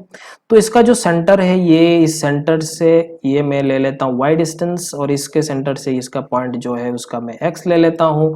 अब ये दोनों सेंटर के बीच का जो डिस्टेंस है उसको मैं l ले लेता हूँ। अब यहाँ से देखो, ये जो मैंने पोर्शन, पहले एक सिलेंडर लिया, पहले एक सिलेंडर लिया ऐसा भरा हुआ, उसमें मैं ले लेता हूँ करंट जो है वो अंदर के डायरेक्शन पे है, इसके लिए एक मैग्नेटिक फील्ड निकाला जो half mu naught J Y हो रहा है ना, उसका मैग्नेटिक फील्ड, या वेक्टर आप ऐसे लिख सकते हो, या फिर वाई, सिंपल वाई लिख सकते हो, इफ वाई यहाँ पे ये है, कहीं भी एक पॉइंट पे मैंने निकाला है ना। अब दूसरा यहाँ पे देखोगे, इस वाले का, इसका अगर मैं निकालूं, ये छोटा सा है, इसका सारे के सारे मैग्नेट जो करंट है वो बाहर के डायरेक्शन पे आ रहा है, किधर आ रहा है, करंट के बाहर के डायरेक्शन पे आ रहा है, तो बाहर के डायरेक्शन पे आ रहा है, तो इसमें भी क्या होगा, half mu naught J into x, क्योंकि इसका जो भी इससे इतना दूरी पे, एक्स दूरी पे है, ये कहां पर है, एक्स दूरी पे है, इतना हमें समझ में आ रहा है। ओके बच्चों, यहाँ पे इतना समझ में आया। अब देखो, इसका जो डायरेक्शन है और इसका डायरेक्शन है, दोनों ऑपोजिट है, तो दोनों को हमने क्या करना है, वेक्टर समेशन करना है। वेक्टर समेशन करेंगे तो ये v ऐसा ऐसा ऐसा आ रहा है, तो अब देखा जा सकता है ये वाला पार्ट दोनों का कॉमन है, तो मैं क्या लिख सकता हूं, B P equals to half mu naught J Y minus X. अब ये वाई माइनस एक्स यहां से आप देख सकते हो, ये वाई है, ये एक्स है, और ये क्या हो जाएगा, L हो जाएगा, तो L प्लस एक्स, अब देख सकते हो L plus X equals to Y. अरे ये बोल सकते हो कि नहीं, ये अगर रिजल्टेंट हो जा रहा है भैया तो L का वैल्यू क्या हो रहा है, y माइनस एक्स हो रहा है, तो मैं यहां से इसका वैल्यू लिख सकता हूं। और वही सेम चीज मैंने इलेक्ट्रोस्टैटिक्स में आपको समझाया, केवीटी के अंदर कैसे निकाला जाता है। अगर वो वाला प्रॉब्लम आपने समझे तो वो वाला प्रॉब्लम को भी आप इसके साथ पढ़ सकते हो, आपको अच्छे से समझ में भी आ जाएगा। दोनों को क्या करना है, एक का प्लस करना है, दूसरे का माइनस करना है, बट आपको मैं बता दूं, इसको याद करना मतलब दोनों का सेंटर, अगर केवीटी में पूछ रहा है तो दोनों का सेंटर का डिस्टेंस जो है उससे मल्टीप्लाई कर लो, बस half mu naught J into distance between this two centres है। बात समझ में आ रहा है, दोनों सिलिंड्रिकल बॉडी है, बात खत्म। ओके, तो आई होप आपको इतना समझ में आ गया। तो थैंक्स फॉर वाचिंग, मिलते हैं अगले लेक्चर पे। और ये जो मैंने चैप्टर आपको समझाया, आपको पूरा ध्यान से पढ़ना चाहिए, एक एक कॉन्सेप्ट मैंने जो बताया वो सारे के सारे चीज आपको क्लियर हो जाना चाहिए। और नीट एंड जेई में आपको रिजल्ट का ज्यादा जरूरत पड़ता है, क्योंकि रिजल्ट बेस्ड ही आपको क्वेश्चन पूछा जाता है। और ये पूरा एंड तक इस वीडियो को देखने के लिए थैंक यू सो मच। और इसके ऊपर आप क्वेश्चन लगा सकते हो, प्रीवियस जेईई नीट के पेपर का देख सकते हो, आप देखिएगा तो आपको समझ में आ जाएगा सही में ये कॉन्सेप्ट के ऊपर पूछ रहा है कि नहीं, और हर साल आपको पूछता है ना। तो मिलते हैं बच्चों अगले लेक्चर पे, तब तक आप खुश रहिएगा, जम के पढ़ाई करिए। वीडियो अच्छी लगे तो लाइक बटन को दबा दीजिए पूरा, एंड शेयर करिए अपने दोस्तों के साथ। Bye bye, take care.